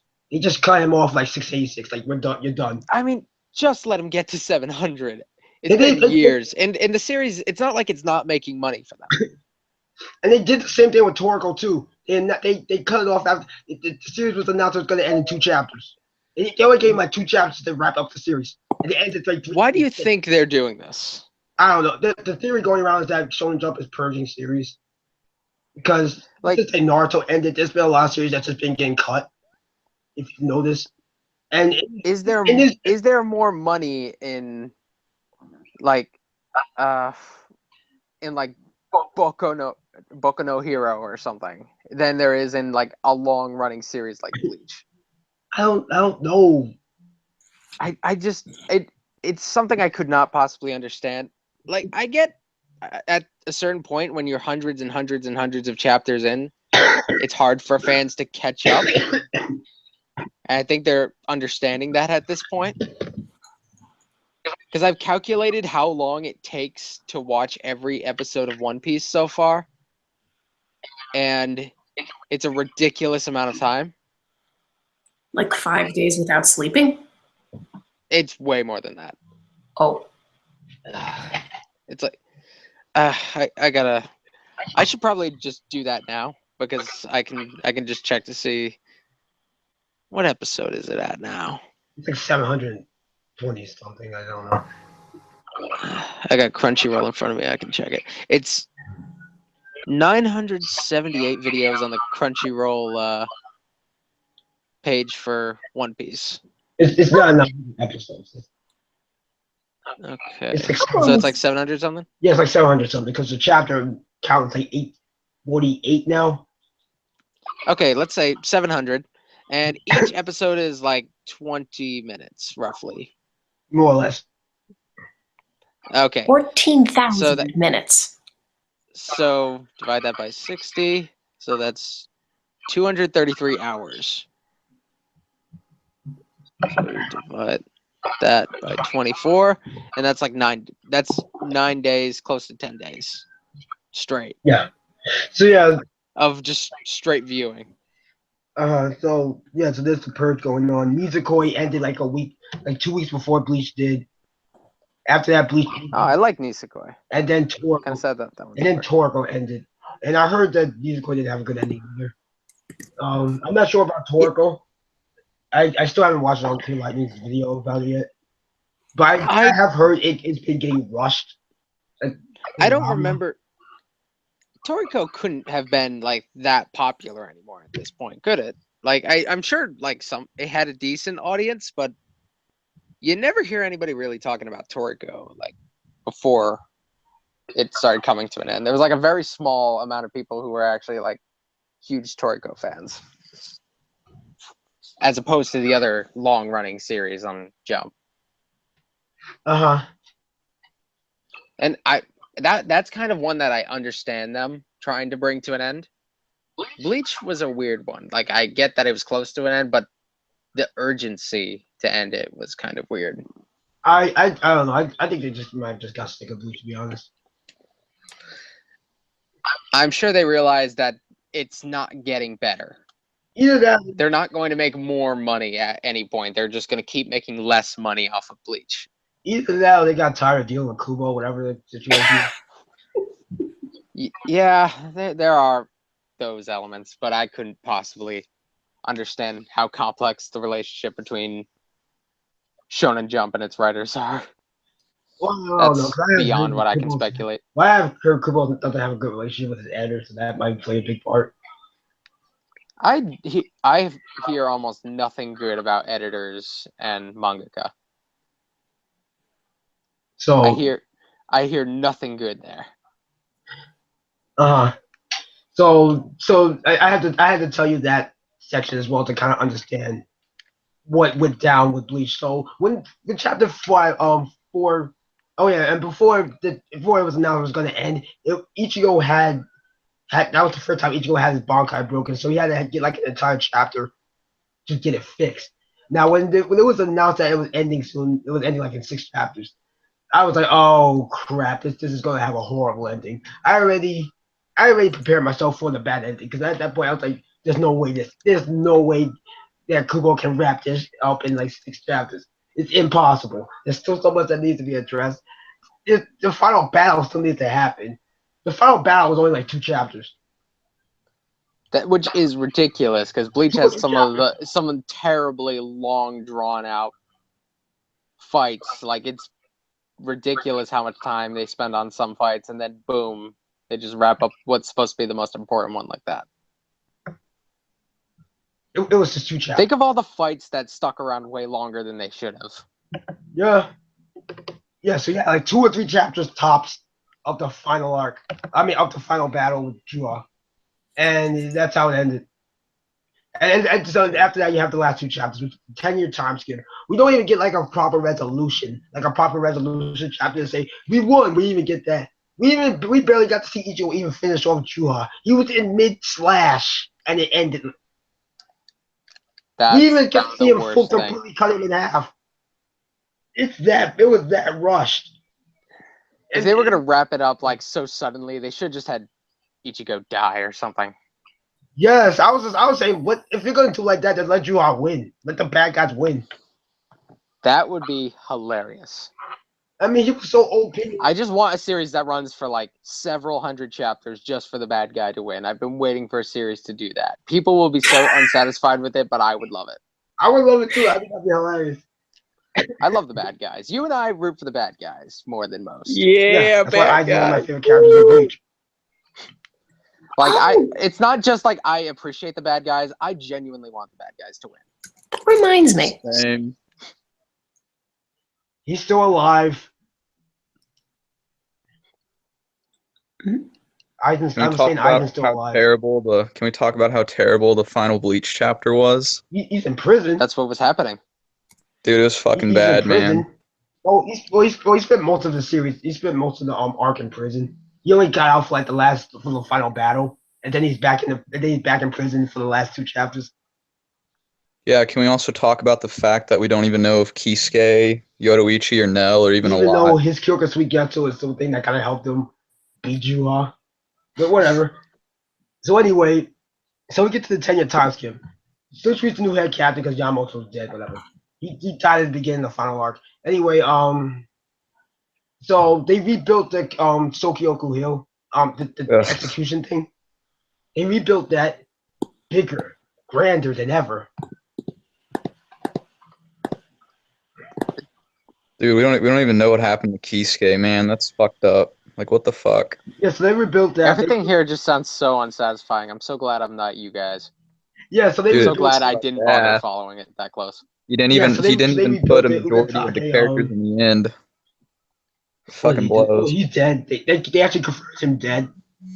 Because he wasn't even confirmed dead when it happened. He just dies. And we was like, oh, is he dead or isn't he dead? No, it's confirmed he's dead. Since we go to his gravesite. So he died a very underwhelming death. Well, that's terrible. To power up the main villain, no less. So he kind of died like a moron. So yeah, Komamura and Unohan's vice captains, they're captains now for some reason. Even though they don't deserve to be captains in any. Yeah, they really don't. Half of the vice captains didn't even get screen time at all. They didn't even have any development throughout the entire series. Like freaking Tetsu's Daimon and what was the squad 4 lieutenant's name again? I can't. Isane? Yes. Yeah, like they didn't do anything throughout the entire series, so like why should we care? Like they barely did anything. It's just like I think Kubo he had way too many side characters, and that was one of the ultimate downfalls is we didn't see half of these people even have proper screen time, let alone a backstory. So in the end, like, just who cares? Who cares about Isane and Tetsu Zaimon becoming captains? Like, give me a break, man. It actually pissed me off when I saw that because I was just like, what the F? What, you're going to have them as captains? Stupid. Renchi's not a captain. Izagi's not a captain. But those 2 clowns are? What the F? Well, I mean, what does it really mean to be a captain at this point? That's very true. I mean, half the captains compared to like Ichigo, and I mean, they're not really that powerful, but... actually, I would disagree with you with that. Sufui, Toshiro, Kenpachi, they're pretty damn powerful at this point. Yeah, that's very true. But Ichigo's the main character, so he automatically just kind of has a step up on most of them, because, Does he? They gotta make it that way. Wait. Does he? Because he lost most of his powers. Remember, after Juha broke his Bankai the first time, he stole most of his powers. True. Does anybody It was here never even confirmed remember whether or not Kukaku? It was never confirmed whether or not he ever got them back. Oh, what about Ikaku? Kukaku Shiba, man, we don't even know what happened to her. She disappeared. So did Ganju, and they didn't even. Oh, there's just so many characters. Grimjow. We didn't even know what happened to Grimjow, man. Grimjow, Nell, Halle Bell. Yeah, Halle Bell's still alive. Yeah, dude, Holly Bell too. It's like there's just so many people that Kubo just brought back, and then he just immediately you never know what happens to him. It's a damn shame. Halle Bell thing pissed me off the most because she only showed up for one chapter. Yeah, she was in the dungeon in Las Noches or whatever, and yeah, we don't even know. Like, what a waste, dude! It's a goddamn waste. She was in the sex dungeon. Ooh. Nah, man. Yeah, they basically just left her there to be abused. But yeah, Well, that that's last terrible. chapter was so rushed, bro. Yeah, it's so great that people are still upset about this. How long has it been? It's been like a month now.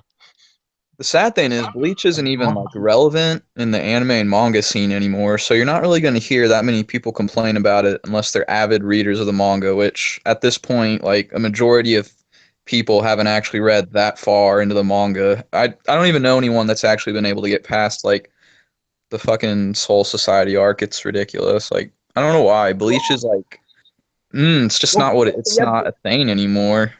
You gotta think about it like this. Getting past the Soul Society arc was a chore for me. You gotta think about it like this. Yeah.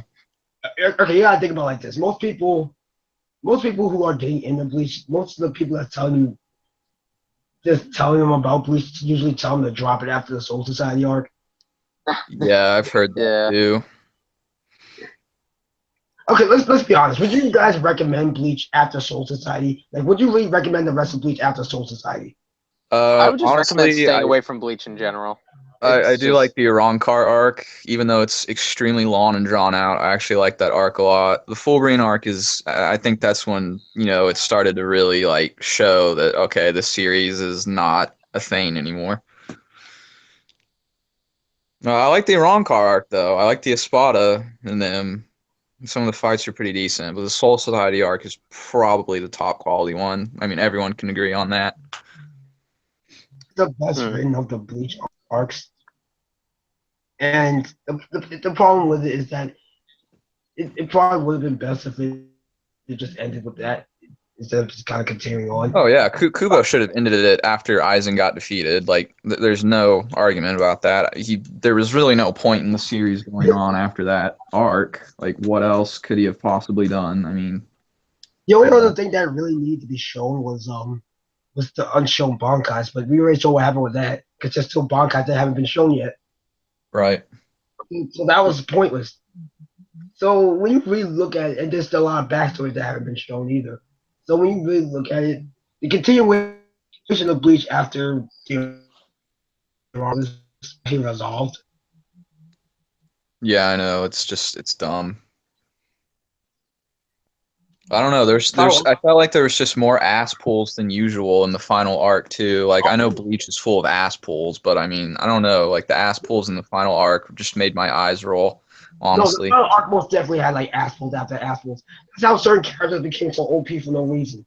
Yeah, like Rukia. Rukia is like one of the weakest characters in the show, in my opinion. I mean, she barely defeated Espada number 9. That was just pure fucking luck. Okay, she almost died from that. And not only does she become captain, but then she gets Bankai. I mean, it's stupid, dude. It's dumb. I don't mind her getting a Bankai. It's the way it was done. It was bad. Right. Like what Kubo should have done was actually show her gradually get stronger. He didn't do that. Yeah, exactly. That's the thing. Nobody in the show got gradually stronger except Ichigo. Everyone else, they would just immediately get a super power up in one chapter, and then it's like we were expected to just be like, oh, wow. It's like, no, that's not how it works, buddy. Yeah, but what made it in shonen manga in general, they really love those very sudden power-ups. They don't like they do, and that's the problem. They don't like gradual growth, which is way better writing-wise. Oh yeah, definitely. Dragon Ball kind of did not even Dragon Ball, because the original Dragon Ball series actually did have gradual growth. Dragon Ball Z really did.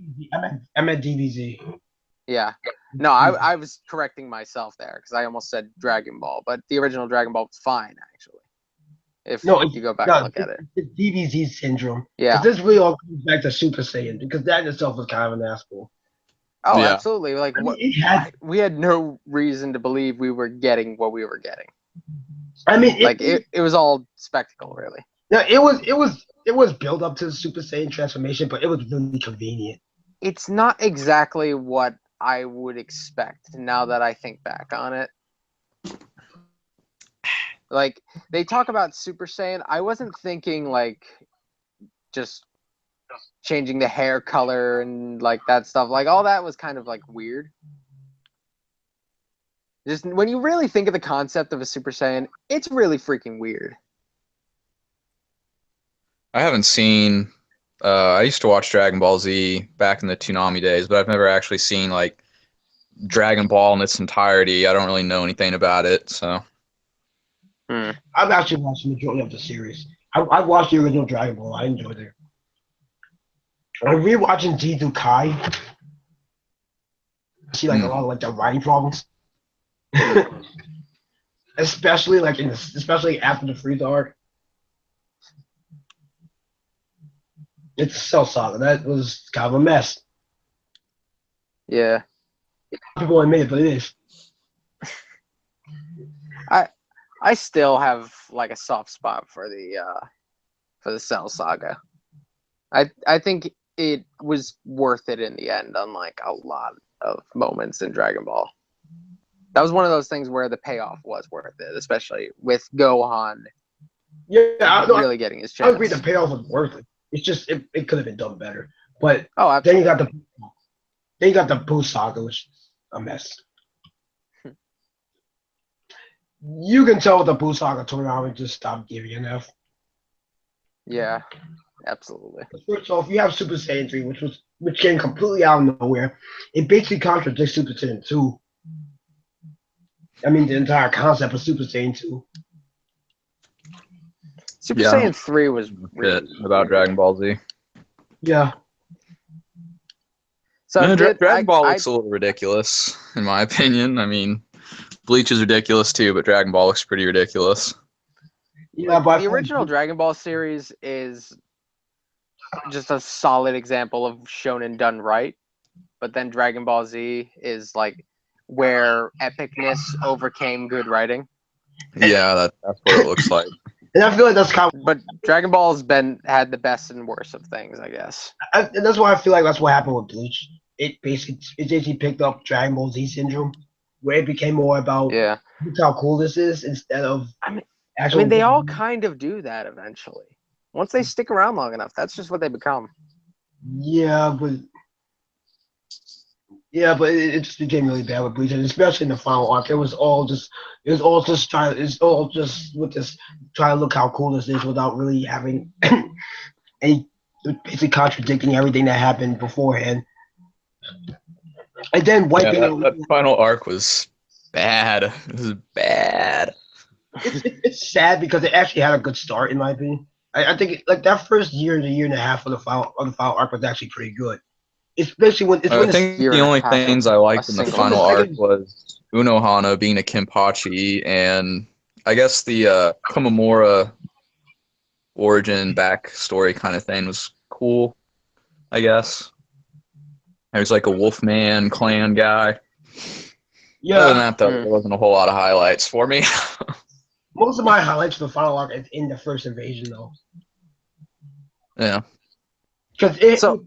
Guys, I gotta get going. It's getting a little late for me. I got some stuff to do in the morning. All right. Before you go, I should probably just say whatever else I need to say about it. All right. Cool. All right. So Ichigo has a child now. Yeah, I thought that was really weird. I kind of got it when Naruto did it. This felt like it was kind of just doing the same thing because it felt like it had to. Yeah, so Ichigo has a son with Orihime, and Rukia and Renji have a child together. Rukia and Renji? I didn't even think of them like romantically. Yeah, see, I thought of them as just kind of like good friends. I'm not into pairings whatsoever. I actually despise pairings, but I don't know why Kubo hooked Ichigo up with Orihime. Like, honestly, that whole thing felt so one-sided. It felt like it was just Orihime like totally crushing on Ichigo. I don't even know why Kubo did that. Same with Rukia and Renji. Like, I don't know. That just seemed really weird. Sometimes I'm okay with the pairings. Sometimes they make a lot of sense, and then I'm like, okay, that's fine. But this felt kind of weird, like, especially in most shonen manga where they're really not that good at writing in a or like laying the groundwork for a relationship. It kind of just happens. Right. Like, we do all the work in our head, and then they just give it to us. The thing is, though, Bleach was never, like, into pairings. Like, there was never really any true romance in the show, really, at least in my opinion. So it was just kind of weird how Kubo just threw that at us at the very end. Like, what? I mean, Naruto wasn't even really Naruto kind of had the same thing. They were a little bit more romantic than Bleach was, but they really didn't establish much throughout the series. They would have, like, little moments, but they never really grew any relationships, and then in the end, they're just together. Poking his finger in it. So dumb, so very dumb. It just happened that way, and that was, and then like the last section, it ends with Ichigo's daughter, and she's like, oh, I'm like a soldier assistant, and he's like, oh, I'm kind of a soldier too, and then she's like, what? And that's how the series ends. It just ends just like that. No, it's just it was stupid, dude. Like, oh man, I made like a 30 just rant. give them till like 10 more chapters. There was a flashback of Ichigo after the defeat of Juha, so they do kind of shoehorn like a resolution thing, just not after the chapter. The battle happened, but in the last chapter, and apparently Juha reveals his true motives. He wanted to unite all the world together, and basically like make everybody immortal, something like that. They always try to add like a noble thing to it, but it never really seems right. It doesn't make any sense because first off, it's coming out of nowhere, and just Juha's plan in general raises a lot of questions. Like, if he tried to unite all the worlds together, how can he do something like that? And so, what are the ramifications of this? Like, there's a lot of questions that's to be brought up with just that. And I feel like now, with that being mentioned, I feel like there needs to be another arc just to explain that. Yeah. It just, and at the end of the day, it just feels like the series basically ended incomplete. Like, it's not even just like, oh, it's rushed. It feels literally just incomplete. It is. Yeah, because we don't even know what happened to like several major characters too. Yeah, Kisuke being one of them. We don't even know what happened to Kisuke. Yeah, dude, it's fucking bullshit. All of them. Let's just say he's dead. No. Yeah, I'm assuming he died. Let's just say he caught cancer and he died. That could be. No, okay, look. Last time we saw Kisuke and Grimjow and them, they were fighting one of the elites. His name was Askin Aklabar. He had this power called the Death Dealing. He was a poison power basically. So before he died, he had this huge poison ball. It was like falling onto them, and now she was gonna go and save them. She was like, oh, so she's mom. Like, it's just like, oh, I forgot all about her. I forgot she existed. Yeah, so she went to go save Kisuke, Grimjow, Yoruichi, and her brother, because apparently Yoruichi has a brother now. So she went to go save all of them, and then. And that is the last time we see of any of those characters. So I'm just gonna assume they all died. Like, I'm just gonna assume. This reminds me of when Jet died in Avatar, The Last Airbender. Except like they actually made that. There was actually a reason why he didn't die on screen because it was a kids show. Yeah, but it was implied. But later they actually kind of like acknowledged it in their. I don't know. That's kind of weird. They just don't even wrap it up. No, a lot of stuff didn't get wrapped up. There's a lot of characters that just got left hanging after their final battles, which didn't even feel like final battles, honestly. I'm pretty sure Like, they we're were. not Shonen even getting Jump- like a spin-off novel or something like what Shonen happened Jump after just wanted Naruto came out. Kubo. Like Shonen Jump After finally Naruto realized that Bleach wasn't making them any more profit, so they were like, "All right, Kubo, get this shit out of our magazine and end it as quickly as possible. We're done." So that's why the last like dozen chapters just feel so fucking rushed because they basically literally wanted Kubo to like wrap it up immediately and rush to the endings. They finally realized, oh, no one's reading Bleach anymore because it's gotten so bad. So we're done, Kubo. Come on, get it out of here. So it sucks, man. Yeah, so yeah, that's why a lot of battles and stuff. It just ended the way they did. Like a lot of them didn't even have like proper conclusions. There's a lot of characters that just disappeared. That you can tell what's supposed to pop up again, but some of them do pop up, but because it took so long to show up, they don't get to do much. Like the Fullbringers and Ichigo Uyu's fathers, they don't get to do much because it took so long to show up. And they have other characters that just disappeared off the completely. They just disappeared and don't really show up until like the last two chapters. Like Soy Phone, her and her vice captain, they just disappeared. They just randomly strange. They just randomly disappear, and you don't see them again until the last two chapters, where everybody's just kind of doing whatever. So it's just like, what the heck? Wait, you still alive? What happened to you?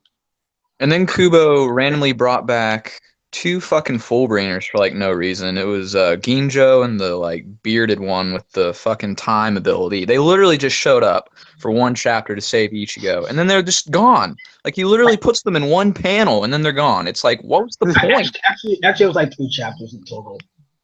Well, I mean, they were in that chapter in the beginning. Like you could see them with Ganju, but other than that, like I don't know why Kubo felt like he needed to put them in there. Like no one even liked him in the first place. Why just randomly bring him back like that? Like it was so stupid.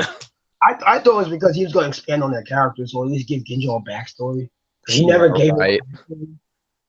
So, my tablet's about to die. Is there anything else I should know before I am forced out of here? Well, a lot of characters didn't really get backstories. There's a lot of characters that didn't get to do much of anything. The series just kind of ended with that last conversation between Ichigo and Rukia's children, and that's basically it. It just ends like that. That, and Aizen monologues about hope and crap like that. He just does that. Just trying to pull the fans back from the ledge, since they're just like, wow, I've wasted so much of my life. Yeah, that's and no, Aizen does not become the Soul King. Actually, we don't know what happened to the Soul King. Aizen. Yeah, we really don't. We don't even know like who the Soul King is really. Like we don't know how all that even. We don't know the who, what, where, when, why, and how with the Soul King. The Soul King is a complete mystery, and it's probably never going to get explained. Yep. The 4 out of the 5 Royal Guard members are MIA. We don't know if they're dead or alive. Oh my god, yes. We don't even know what fucking Are we getting like them. Can we at least get like a movie or something? Jeez. They're gonna make a live action movie in Japan, and I'm not even excited for it. It's probably just gonna suck. I'm not even like, what a joke, dude. I haven't seen many good live action anime movies. Anyway. Yeah, after that Attack on Titan movie, I'm just like, no, get that out of here. I don't want that shit. Like, the Death Note live action movies were okay, but besides that, I can't think of any decent ones. Yeah, I heard good things about the Rurouni Kenshin live action movie. Yeah, I've heard they're pretty good, but I'm not a fan of Kenshin, so I can't really say much. But I like Kenshin, but if they really wanted to do a movie, they should have just did like what they did with the Naruto movies, where you had like the last. I think that would have been better because that would have been a better way to wrap up the story. The last was a good concept for a movie. It at least was doing something that the manga didn't have the opportunity to do. Yeah, wrap up the story. Like that made sense. Unlike so many anime movies which are inconsequential. Even though the movie was horrible, it was at least a good concept. Bleach desperately needs something like that right now, because the ending as it is just what the F. It's bad. It's just not even conclusive. The Royal Guard, they weren't even that great anyway. They all got one-shotted by Bach and his elite dudes, so they weren't even that great anyway. Like, Kubo hyped them up to hell. Hell, everybody hyped them up because they're the Royal freaking Guard, man. Like, they were talked about through the series, like, all the time of how powerful they were. And then they all just get, like, pathetically one-shotted, and it's just like, oh, well, so much for that. Like, it's a joke. I will argue two of them was actually decent. Ichibe and the Zamato guy. Yeah, they lasted a lot longer than the other three, but still, I mean, kind of disappointing. And we don't even know what happened to him. Just like, ugh. But you know what? Something else I'm actually kind of annoyed that no one really talks about. What? Central 46. Central 46. Yeah, I mean in terms of like elaboration. Yeah. And for that, if I recall, there was actually three things you could get promoted to beyond being a captain: head captain, a royal guard, and becoming a member of Central 46. Why is that no one ever talks about that? Because from what I researched, Central 46 is made up of 6 judges and 40 wise men that they pick up throughout the Soul Society, whatever. So I would have to assume that the 6 judges are the captains. So wouldn't that mean that the Central 46 judges should be like above the captains in terms of power, or at least equal to them? Probably.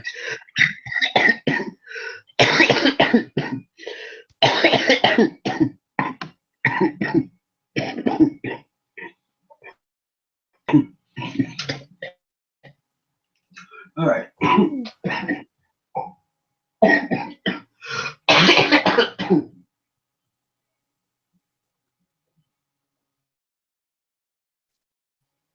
All right. Oh, I guess Bray left, right? Yeah, I'm just saying it should be elaborated on more. Yeah, honestly, there was a lot of things that they should have elaborated on, but they didn't. Have you been watching Tekken's videos? Watching what? Tekken's videos.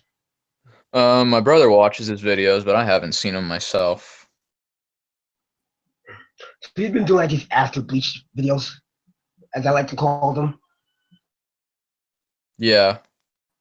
Basically, he's been talking about a bunch of things, unresolved stuff,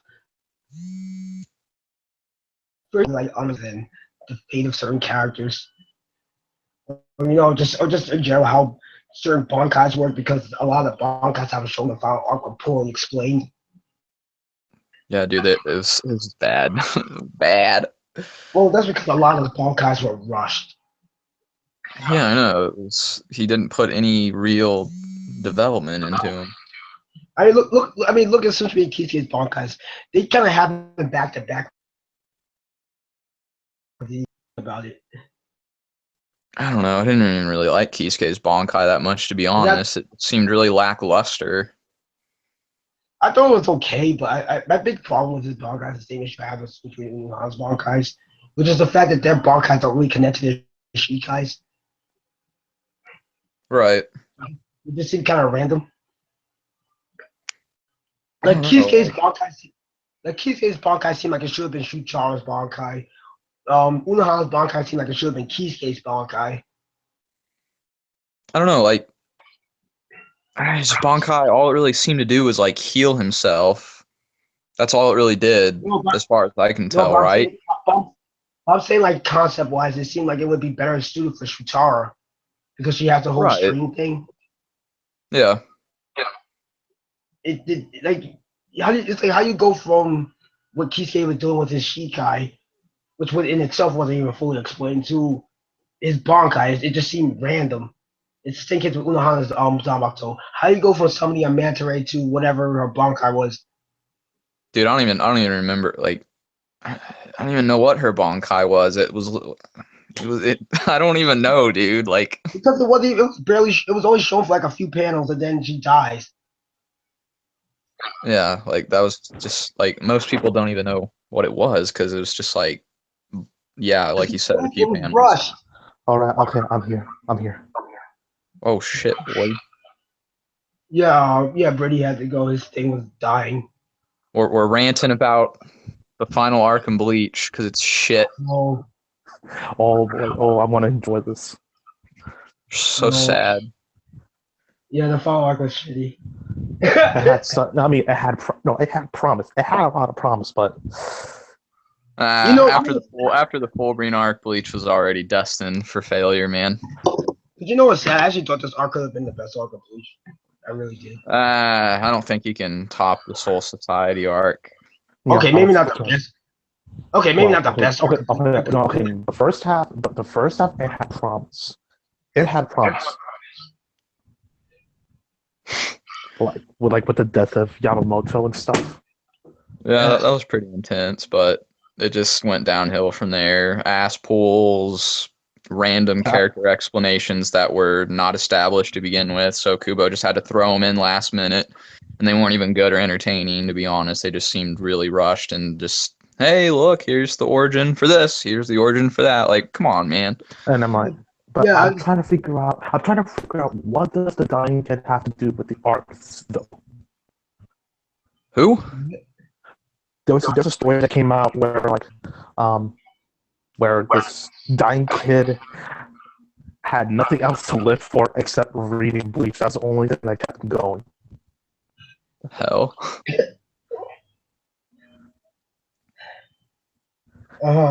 Like Kubo revealed this on Twitter. You know, he actually deleted his Twitter? No, he came back. Oh, he came back? Okay. What the hell? What else happened? Let's see, and the kid was like, Kubo, draw the arc the way you want to.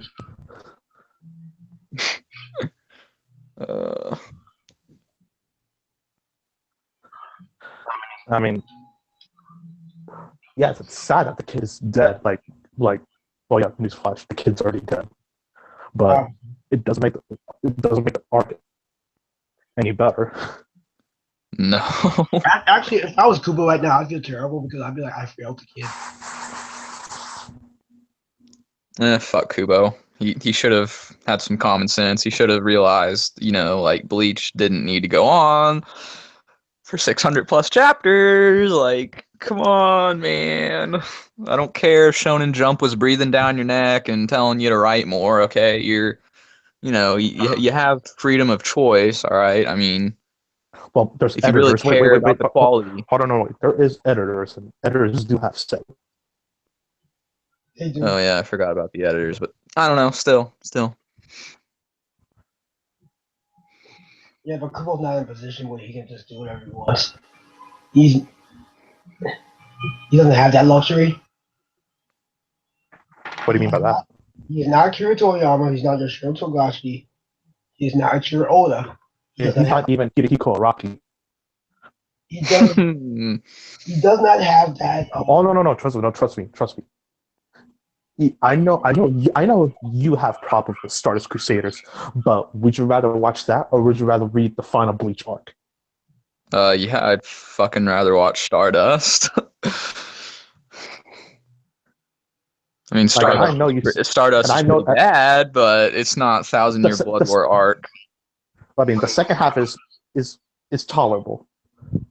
Yeah, it was actually a lot better. Like, after the first half, I was like, why the fuck am I watching this? Why is this the most, popular arc in JoJo? This is terrible. But then when I got to the second part where they're in Egypt, it got kind of better. So. Except for old Joseph. He made the whole thing worth it. Hell yeah, dude. Old Joseph is my nigga.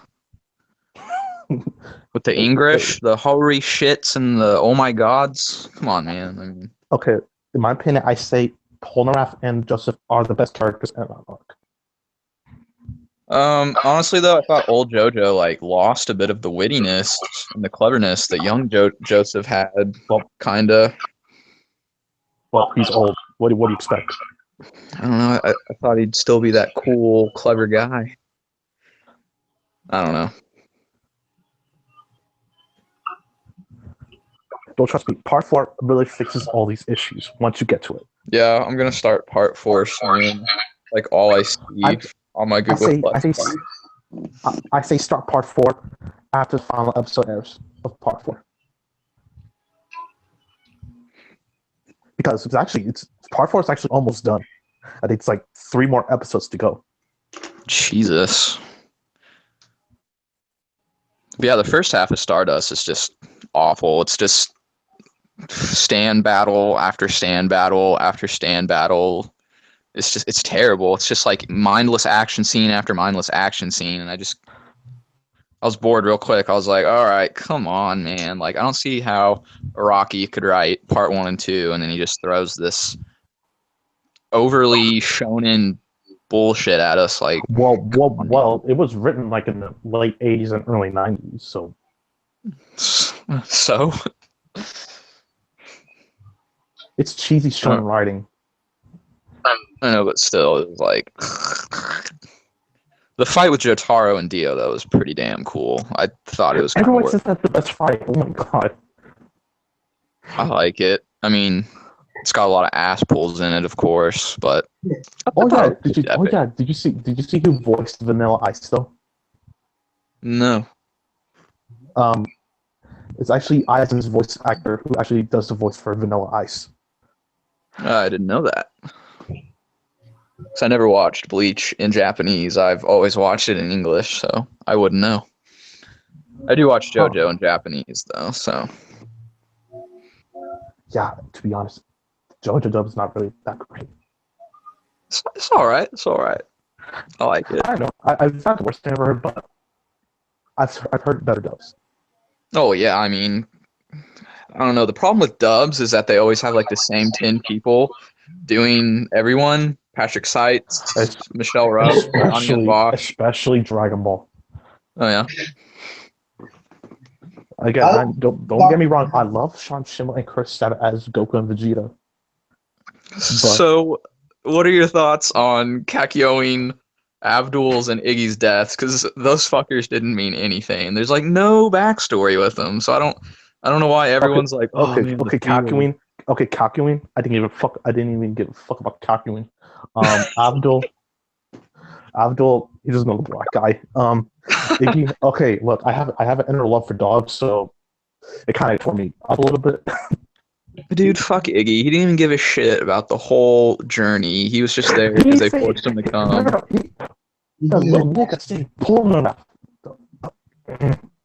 Speaking of Polnareff, I felt like he was like the character with the most screen time throughout the whole thing, which was kind of weird. I know, right? Like, Jotaro felt like a side character through like 90% of the series. Or the season. Anyway. People make jokes and they say it should have been called Polnareff's Bizarre Adventure, Stardust Crusaders.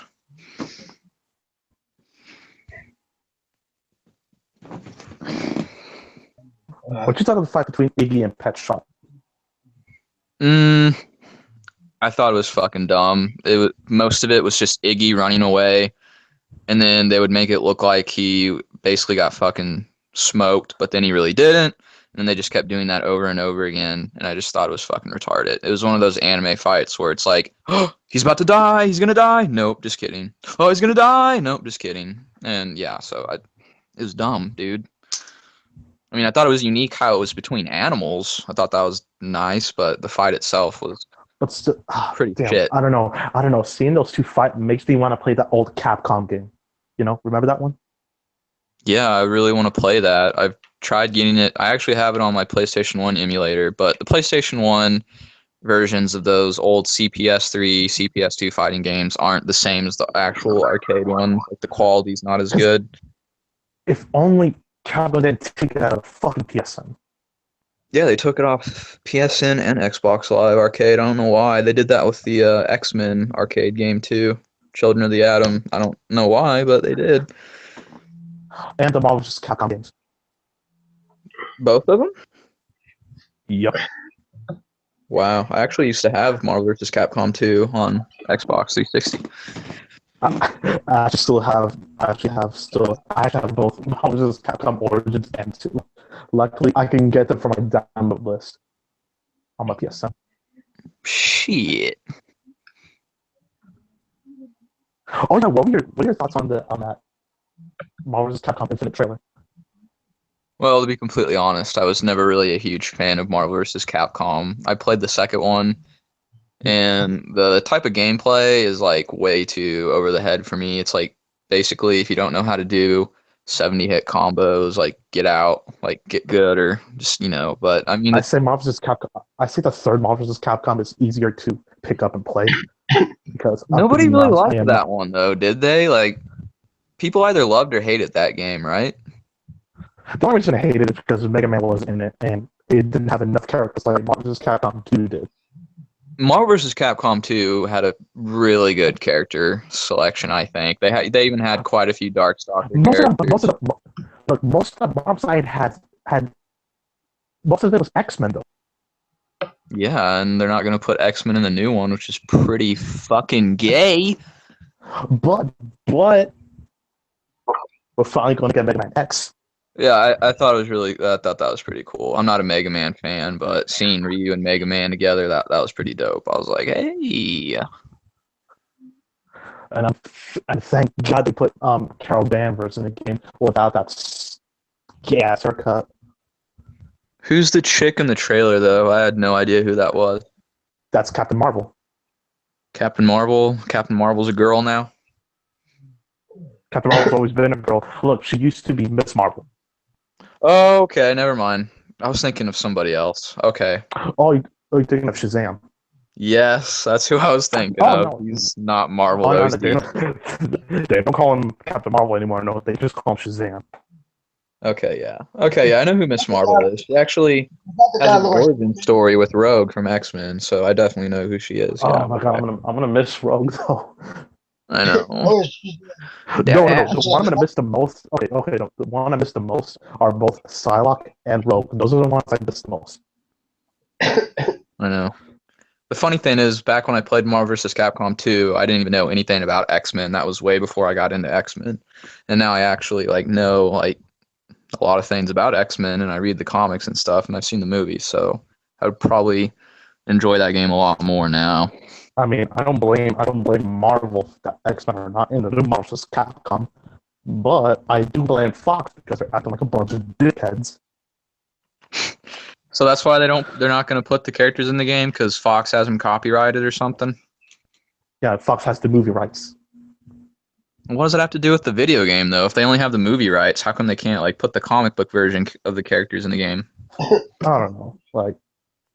The movie rights. I don't know. Marvel really wants the movie rights. Wow, that's fucked up. And good luck. I don't think Doctor Doom's going to be in the game. Oh, that's kind of a shame. After that abysmal Fantastic Four movie last year. Yeah. Didn't see it. Never will. Here's a funny story. That's actually the very first superhero movie I ever walked out of. Yeah, I can see that. I mean, I didn't see the movie, but I've seen the trailers and the clips and stuff and the reviews. It looks pretty fucking bad. It's bad.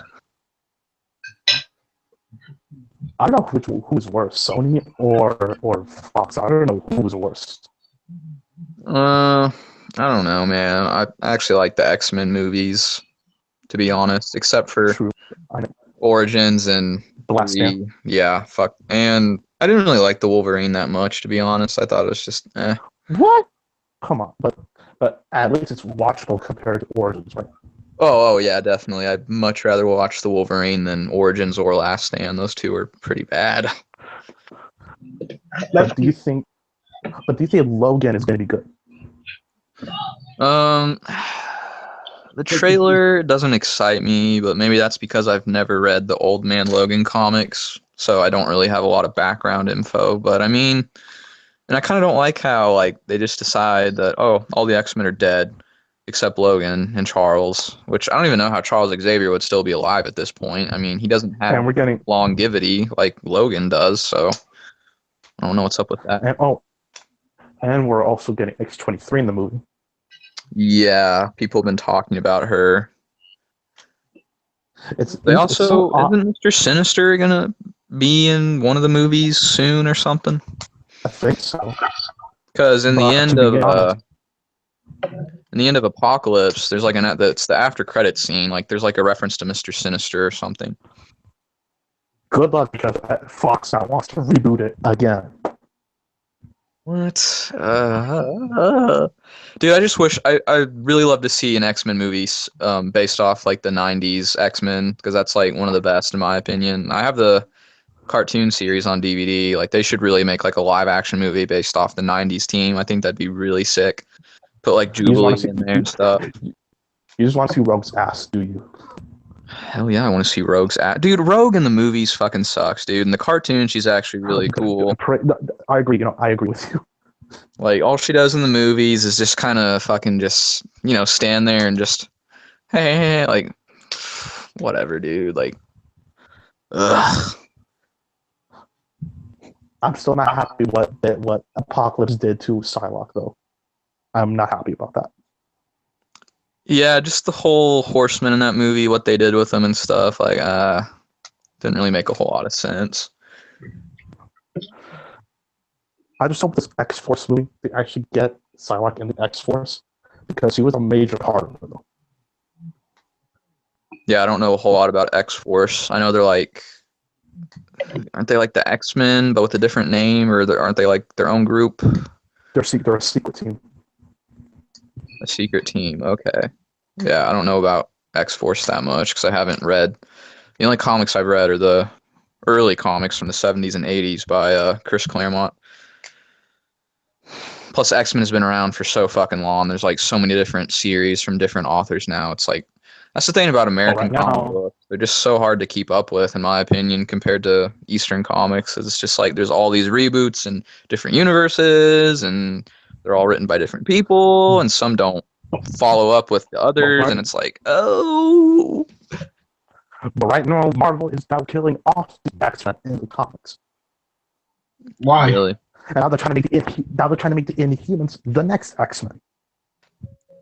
Yeah, I don't know anything about the current X-Men comics, to be honest. Yeah, because Marvel's fucking them over.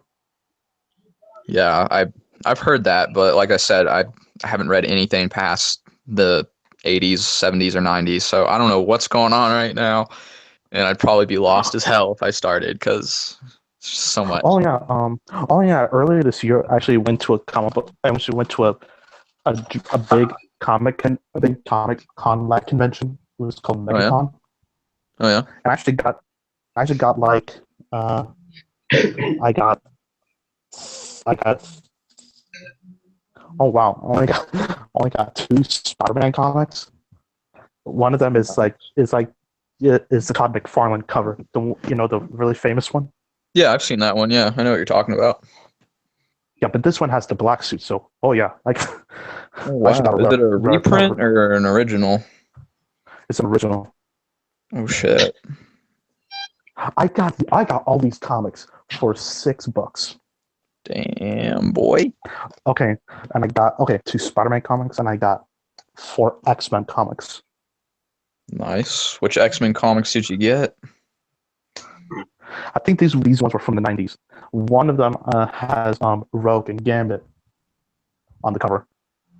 Yeah, that sounds like the 90s. Yeah, that's when Gambit first showed up, so you're probably right. It's probably they had a series in the 90s, and it was just called X-Men, and it was written by Chris Claremont for like the first couple of issues. Jim Lee's the artist for that series. I really like his artwork a lot. I don't know. I really don't want to take these out, though. I really don't want to take them out of the. I actually have the first issue for the 90s series X-Men, and I actually I don't know if you've seen it, but there's 4 variant covers, and if you put them all together, it forms one giant picture of the X-Men fighting Magneto, and that's what I've got. You mean that famous cover? Yeah, like there's 4 different covers for the first issue, and when you put them all together, it's like a collage. They make like one picture side by side, which is pretty cool. Oh, that's cool.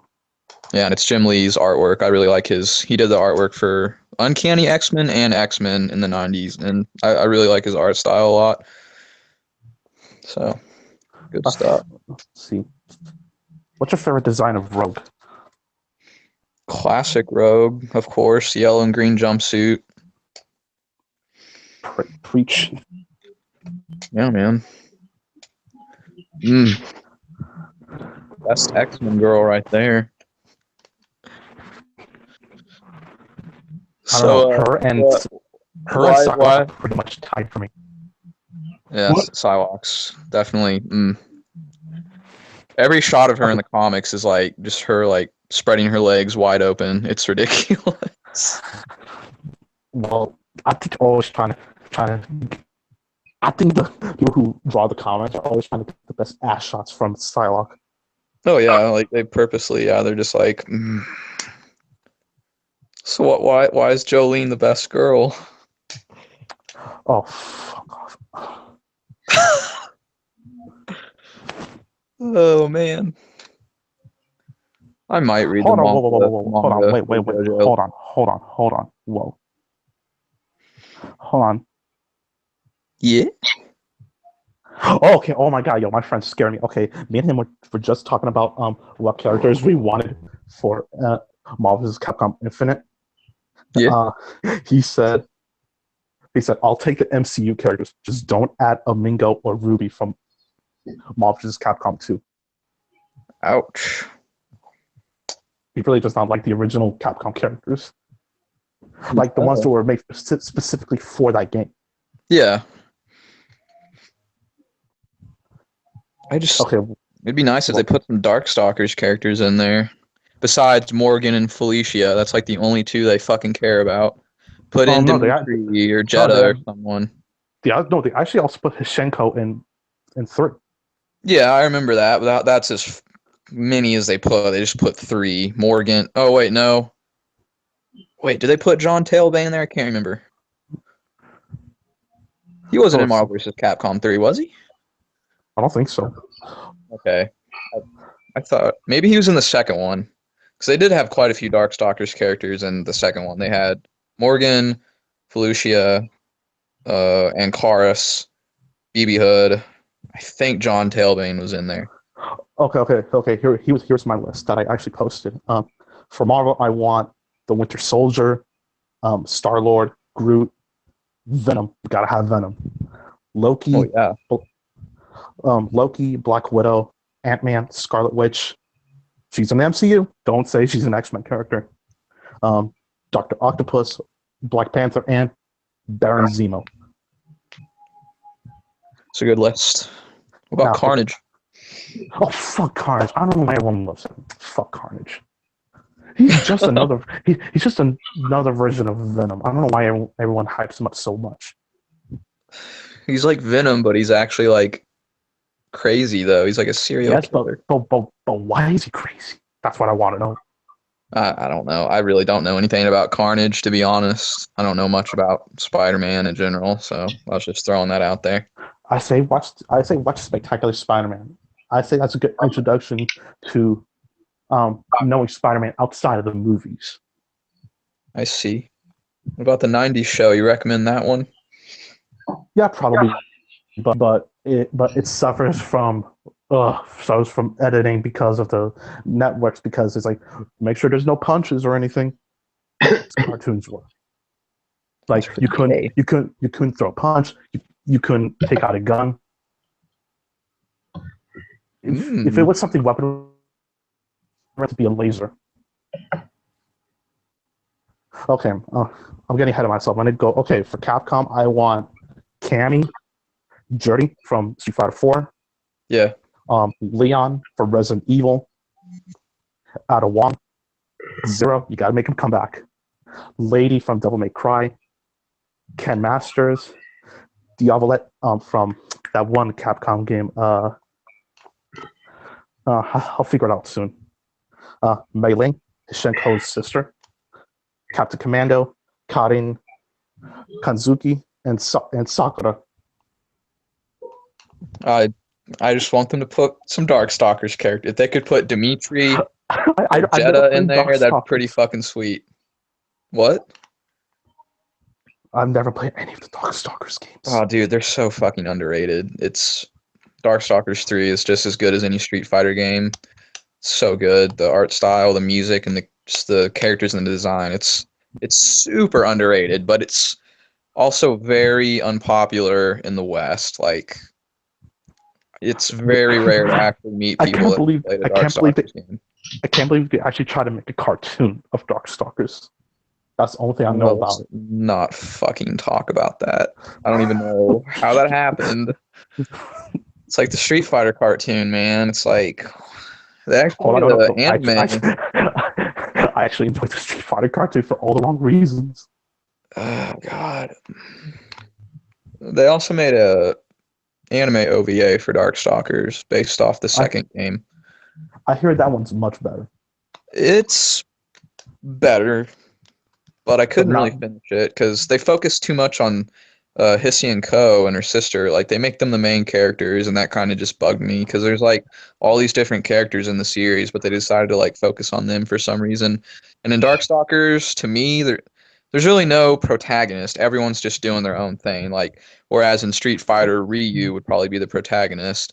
I don't know, because in Street Fighter 5, Ryu wasn't even in the story, I think. I haven't been keeping up with Street Fighter 5. Like, I don't know why. It just doesn't interest me. Like, I'm glad they brought back characters like Karen and Urian, but other than that, I mean, but see, they brought back Akuma and Juri.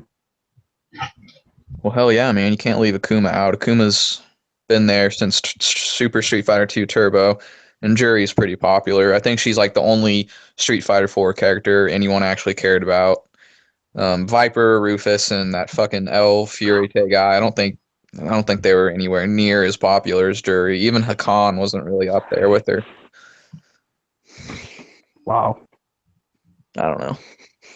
I never liked Street Fighter 4's characters besides Juri, so that's just my opinion. Like, I never liked the others, especially Rufus and El Furite. They were just fucking retarded. Wait, what about the returning characters like Cammy, Chun-Li, and Ryu? What about those characters? Well, yeah, I love those characters because they've been there since Street Fighter 2, and they're awesome. But like, I'm talking about just like the exclusively made for Street Fighter 4 character, like the new characters for Street Fighter 4. Those are the ones I don't give a shit about. Oh, and I forgot Abel, the fucking French guy. Like, no one talks about him. He's like non-existent. Like, who gives a shit about Abel? What about Dudley from Street Fighter 3? Dudley's pretty cool. He's a pretty cool guy. I like him. I like his themes. I really love the soundtrack in Street Fighter 3. I'm just not a fan of Street Fighter 4 in general, to be honest. I don't like the art style. I don't like the soundtrack. But to be honest, I prefer Tekken over Street Fighter. Tekken, like I've only played Tekken 6. Tekken's story is a little out there for me. Like, I don't know. It's a pretty in-depth story, but I don't know. I couldn't get into it that much. I don't know, man. I mean, I don't hate it, but Kazuya was the only character I really played as. I actually remember playing Tekken. I think it was Tekken 2 at an arcade when I was like 4 years old. Oh yeah, I actually found a Tekken 5 arcade machine when I was at Universal a couple of weeks ago. Oh damn! I've only played Tekken 1. I don't think Tekken aged well. Like, Tekken 1 and 2 are just kind of. There's not really a whole lot to them. They're just kind of choppy, and I mean, when I compare Tekken 1 and Tekken 2, I think Tekken 2 is the much better game. Is Tekken 3 the best? I hear that's like the best in the whole series. Oh yeah. I say next to Tag Tournament 2 and 5. Yeah, Tekken 3 is up there.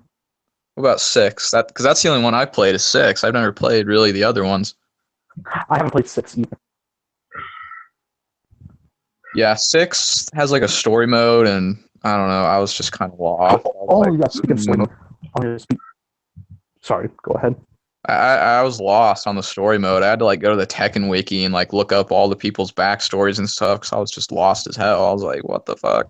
Like, there's so much story just between Jin, Kazuya, and who's the old guy? Is his name Hitachi or Hihashi? Yeah, there's Hihachi. Like they're all related, so there's like all this bad blood between them, and there's like all this story and stuff, and then you got like the side characters, and it's crazy. So I had to look it all up, and then you got I don't know. You know what's weird? weird people. Like the sisters are actually my favorite part of Tekken. And then there's like the weird characters, like the fucking like Kuma the bear, and then the kangaroo, and it's just like what the fuck, and the training dummy. Oh no, they're just joke characters. Well, yeah, I know they're joke characters, but it's just kind of like what the fuck. You said Kuma the bear? Kuma's the Kuma, bear. bear. Yeah, not the panda bear. No, Kuma's the grizzly. He like stands on his two fucking legs. It's like what the fuck.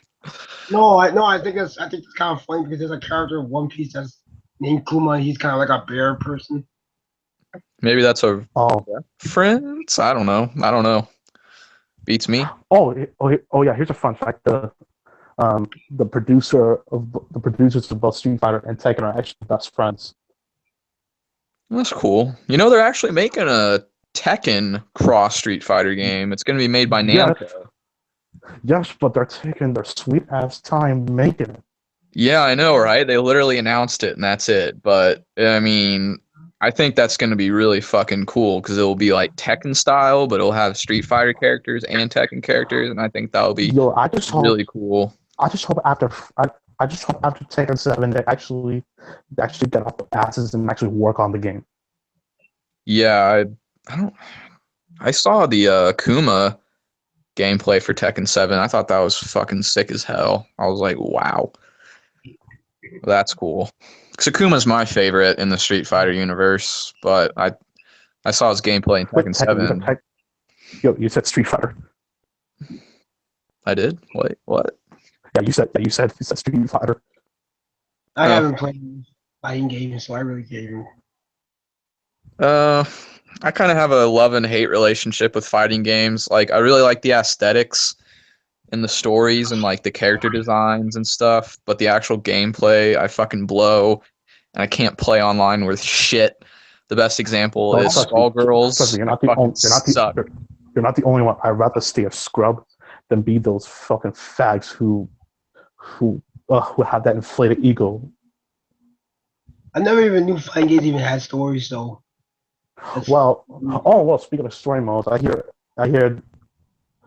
MVC Infinite is gonna have a story mode. That's cool.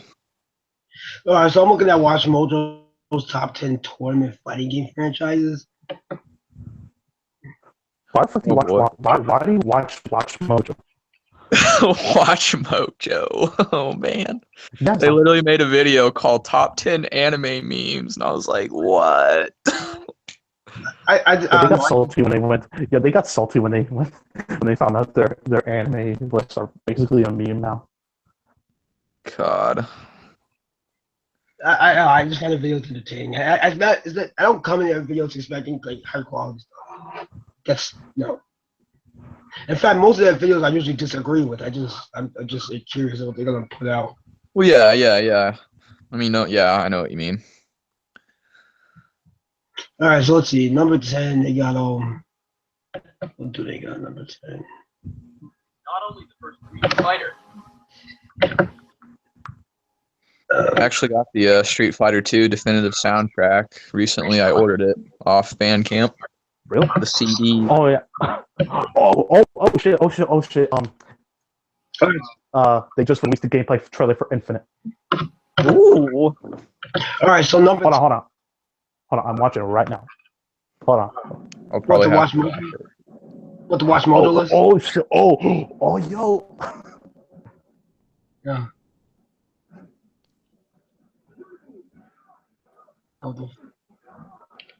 Oh my god. Yo. Okay, this looks sick.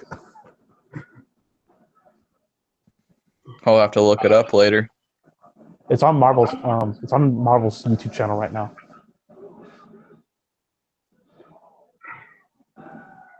Okay, so basically it plays like Marvel 3, but now you can use the Infinity Stones. Whoa, bro.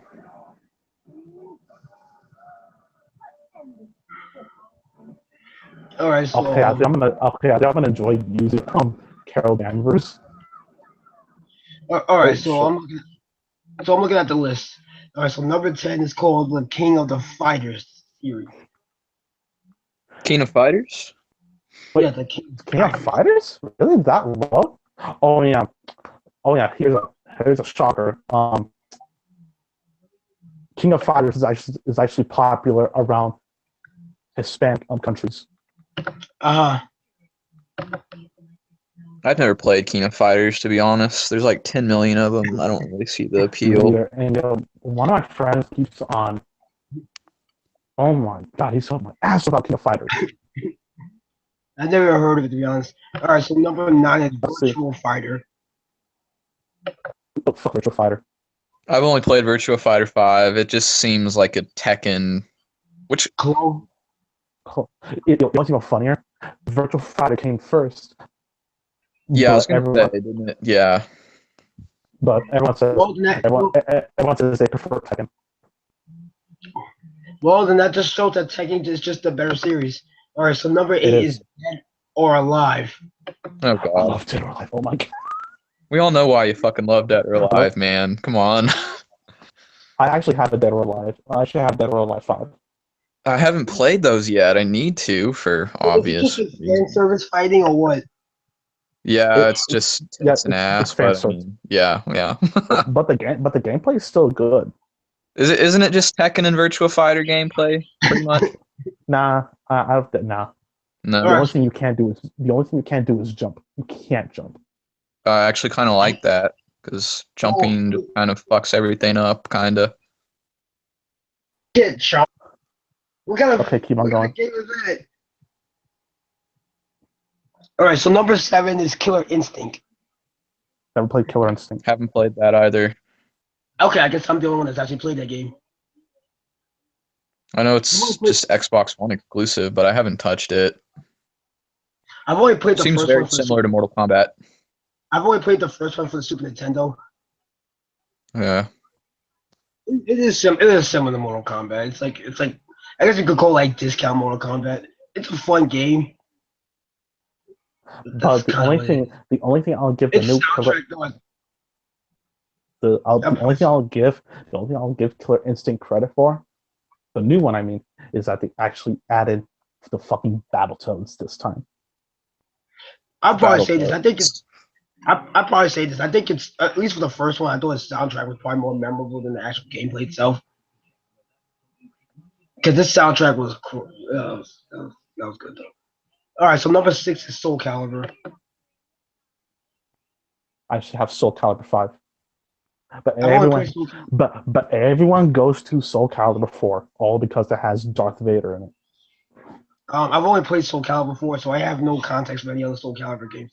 Yeah, I hear same. Yoda- By the I hear Yoda's the cheapest character though. I didn't even know he was in the game. I never played it I only played the game once. Yeah, same. So, I only played it for like a short amount of Okay. time. Okay, So I keep on have going. no idea that they had Darth Vader in the game, so I can't really. So I got nothing to say about that. So number 5 is Capcom versus series. Oh, it's that low. Marvel versus It's in the top Capcom. Street Just say Fighter Mar- versus Marvel. Capcom X-Men versus versus SNK. Street Fighter. Capcom All right, number versus 4 is SNK. Tekken. So number Yeah. 4 is Tekken. Is what? Tekken. Oh fuck! No. It should be higher up. Watch Street Fighter be like 1. Guarantee it. No, It's in the top 3. I don't get it. Tekken is the best selling fighting game franchise of all time, and that's a fact. Nah. No, it's a fact. No, Street Fighter's better. no. It's actually a fact that Tekken actually is the best selling fighting game franchise of all time. All right, so Really? all right, Yes. so do you want to know what number 3 is? What's Yeah. number 3? What's number 3? Smash Brothers. How the oh my god. Dude, I don't really get it. I played Brawl like when I was in 6th grade a lot, but other than that, I don't really care too much for Brawl. Melee. Nah. I'm really getting tired of the melee people. I really hate melee. I actually like Melee, but I prefer Brawl. How come everyone says Melee's better though? Like, what's the fucking advantages it has? No, they like Melee because it's harder. Oh, like gameplay wise, or the They say AI, or what? I don't know. They say It's like Oh. they say though. Here's the thing: it's one of those. Oh, it takes more skill to play it, and brawls like watered down. It's like that. I could never tell yeah, the because I don't know. difference. When Yeah, I played but I don't know though. why. I don't know why everyone sees Smash Bros as competitive. No, I don't see it as competitive. Oh, it's competitive. Don't get me though. Look. I used to play Well, those this. people, those people are fucking morons. Okay. No, I know. I'm telling you right now, it is competitive. I used to play this in school. Oh, because I used to be in this video game club when I was in high school. So they used Okay, what's number two? Just go on. What's number two? so I got to play Melee and Brawl. Number 2 is Street Fighter. Oh What? shit! Is Mortal Kombat really going to be number one? It might be. What's number one? Mortal Kombat's good, but it's not better than Street Fighter in my opinion. Yeah, it's number 1. Tell that. Mortal Kombat. I dare you to say that to Penelope. What does Penelope like the best? She loves Mortal Kombat. Oh. And Mortal Kombat is. Okay. What's number 1? It is Mortal Kombat. Oh, fuck me. Mortal Kombat is pretty popular in America. It's like the only fighting game casual people play. That and Smash. Like a majority of people don't touch anything other than those two series, which is pretty unfortunate. Street Fighter, that's pretty popular too. Street Fighter's popular, but I know a lot of people that don't even play Street Fighter. They'll gladly touch fucking Smash and Mortal Kombat, but they don't touch Street Fighter. As for Tekken, I already told them it's They know of Street, but they know of Street Fighter. That's different. They know of it. They know it exists. You'd be surprised, dude. Where I live, nobody's really heard of anything. So, especially Street Fighter 3 and Alpha, like people have never even heard of those ones. What have they? Yeah, okay, what they have heard? What do they have heard of then? They only taught the. First of all, fighting games in my area, they're not very popular to begin with, except for Mortal Kombat and Smash. Well, yeah. I'm not a big fan of fighting games in general, personally. You're really not a big fan of anything. What, me? No, I get the feeling you're not really a big fan of most things. He seems to be into anime a lot.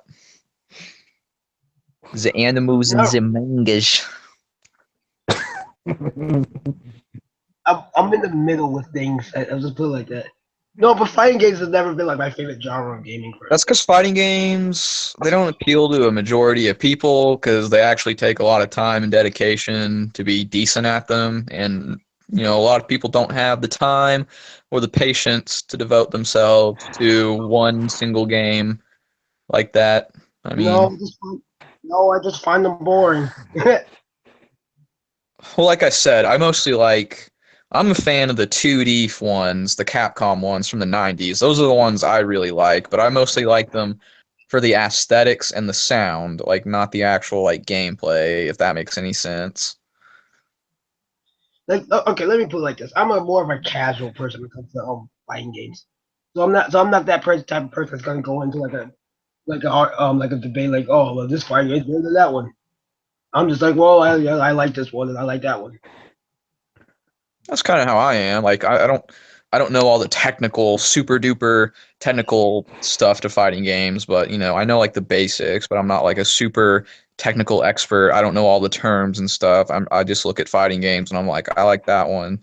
Don't care for this one. Have either of you heard of Skullgirls or played Skullgirls?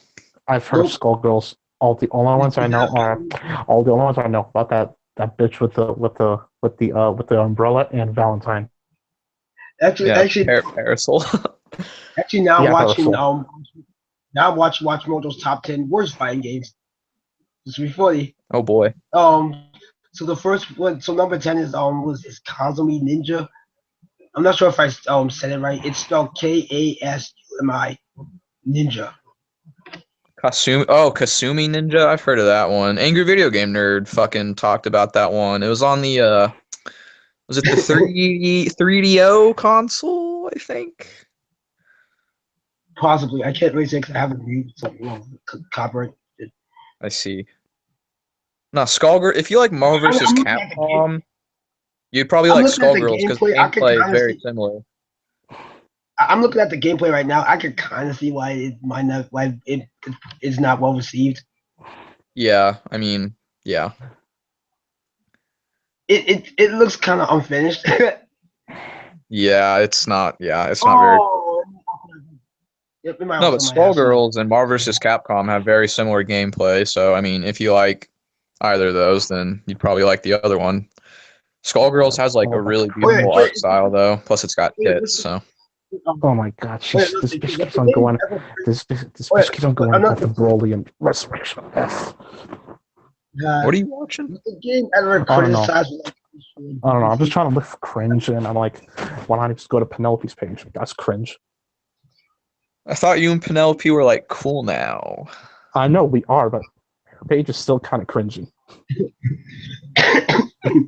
Yeah, I don't. The whole Orihime Ichigo thing is like, why? Like, fucking middle school shit. Oh yeah, another thing. Kasumi Ninja. Did that like have racial indecency? Oh, oh my god! Wait! Why are you saying The Last of Us is overrated if you never even played it? Oh my god! All right. Anyway, number 9 is Street Fighter, the movie, the game. Oh It's god. basically the movie. Yeah, they made a live action movie and they made a game off of it, and the movie was, of course, fucking terrible. So. I saw the movie. It was bad. It cheated. It's not that. To me, it's one of those like hilariously bad movies. It's cheesy Yeah, as yeah, hell. definitely. It's bad though. The only good Street Fighter movie I've ever seen is Street Fighter 2, the animated movie. That's a really good fucking movie. All the other doesn't matter if it's live action or animated, they all suck in my opinion. Yeah, but the live action ones were especially bad. But you gotta remember too, those were '90s movies, and the '90s video game movies were bad. Oh They yeah, were very. definitely. Yeah, there's no arguing about that. Didn't they also have a bad Mortal Kombat movie? Well, of course, Dude, the yeah, fuck I've seen the first Mortal Kombat movie. It's fucking awful. Like I thought it would be Uh-huh. like kind of cool, but it wasn't. It was terrible. Hold on. Okay. Now, in the Star Wars community page, someone posted a poll about like which is better, The Force Awakens or Revenge of the Sith. Everyone chose Revenge of the Sith. Like, okay, Force Awakens got 44%, while Revenge of the Sith got 56%. So why does Penelope hate Force Awakens but love the prequels? I'm just curious. I don't. I'm trying to figure that out. She keeps on saying it's like plot holes this, plot holes that. Really? You ever actually explain the plot holes? I love Game of Thrones. I love the series. I tried reading the books, but I couldn't. Okay, yo, this girl. Oh, oof, okay, this girl's really getting me mad. Why are you fucking? She's really shitting on The Last of Us. The Last of Us. I've never played that game, so I can't say It's anything. good. It's I haven't good. played it either. Oh yeah, Of course. number 8 is called Tattoo Assassins. Tattoo Assassins. Yes, Tattoo Assassins. Whoa. What the fudge? Somebody just pulled out a burger. All right. Yeah, somebody just pulled out a burger. Like what the? Oh, it's you got the hilariously stupid death. And somebody died in the burger. It was like a finisher. And then someone threw down a ship. Oh, I see. I can kind of see why. And I finally know the reason why I hate going to her page. Her shitty ass What her the shit opinions. All right. Some chick just shot a spider at her behind to a guy's face, and he died. And then you got another one shooting like money. Wow, I can kind of see why that game isn't good. That's stupid. I might buy this actually. It looks hilariously stupid. It's funny. Oh, come on. It can't be that bad. It's hilarious. It's one of those things so bad it's good. Alright, so number 7 is Ultraman Towards the Future. I haven't You ever even heard of heard of like Ultraman? half of these. Probably because they're so bad. You ever heard of Ultraman? Ew, I've heard of Ultraman. It sounds Yeah, so familiar. Ultraman's made by the same people that made the Japanese Power Rangers. Oh, so it's like one of the. Okay, yeah, he's like a. I don't know what that genre is called in Japan, where it's like Power Ranger looking people. The superheroes. That's what Oh, they are, the superheroes. Just okay. Japanese, just Japanese superheroes. Because you have, Oh, specifically, it's Ultraman, Power Rangers, slash Super Sentai. That's the Japanese name of it.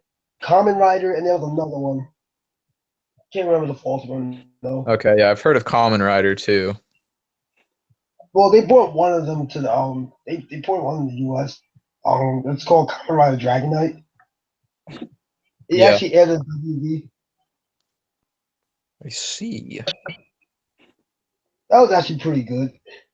So I think that's the only Kamen Rider they actually did in English though, because it's not that popular over here. Yeah. I don't wish it was though. Okay. The reason she doesn't like The Last of Us is like it doesn't really beat other current games with better. What the fuck does that mean? Like I said, I've never played The Last of Us, so I can't say anything. Yeah, made the Power Ranger stuff. He made like 3 other superhero stuff. So he's kind of like that type of person. There's actually a manga that actually kind of is in that genre too. It's called like Franken oh the Franken something. I can't remember what the name of the manga There's a was. reason I hate going to her page. Oh my god. It's a really nice series though. Whatever. Alright, so number 6 is Rise of the Robots. This looks absolutely hilarious. I gave her an L. This looks absolutely hilarious. Rise of the Robots. Robots fighting. What? Hermes? Fuck Hermes. Rise of the Robots. I've never heard of most of these, to be honest. I can see why they're not. It's just like this. They were so bad that they actually became forgotten. What the fudge? The Simpsons wrestling? The F is this? Why making a big deal out of it? I've never heard of it. Alright, this looks bad. Wait, is This Marvel vs. absolutely Capcom Infinite going to be on all systems, or is it just PS4 exclusive? Simpsons wrestling. What kind of nonsense is this? It's not even. Because It's a little more like boxing than anything else. I thought Marvel vs. Capcom Infinite was going to be on all of them, or am I wrong? Alright, number 4. Number 4 is called Balls. Balls. Yes, a bunch of ball people. People made out of balls. Okay. Yes, a fighting game with ball people. Think of it like stick people, but it's balls. That's delicious. And when you hit the balls come off of them.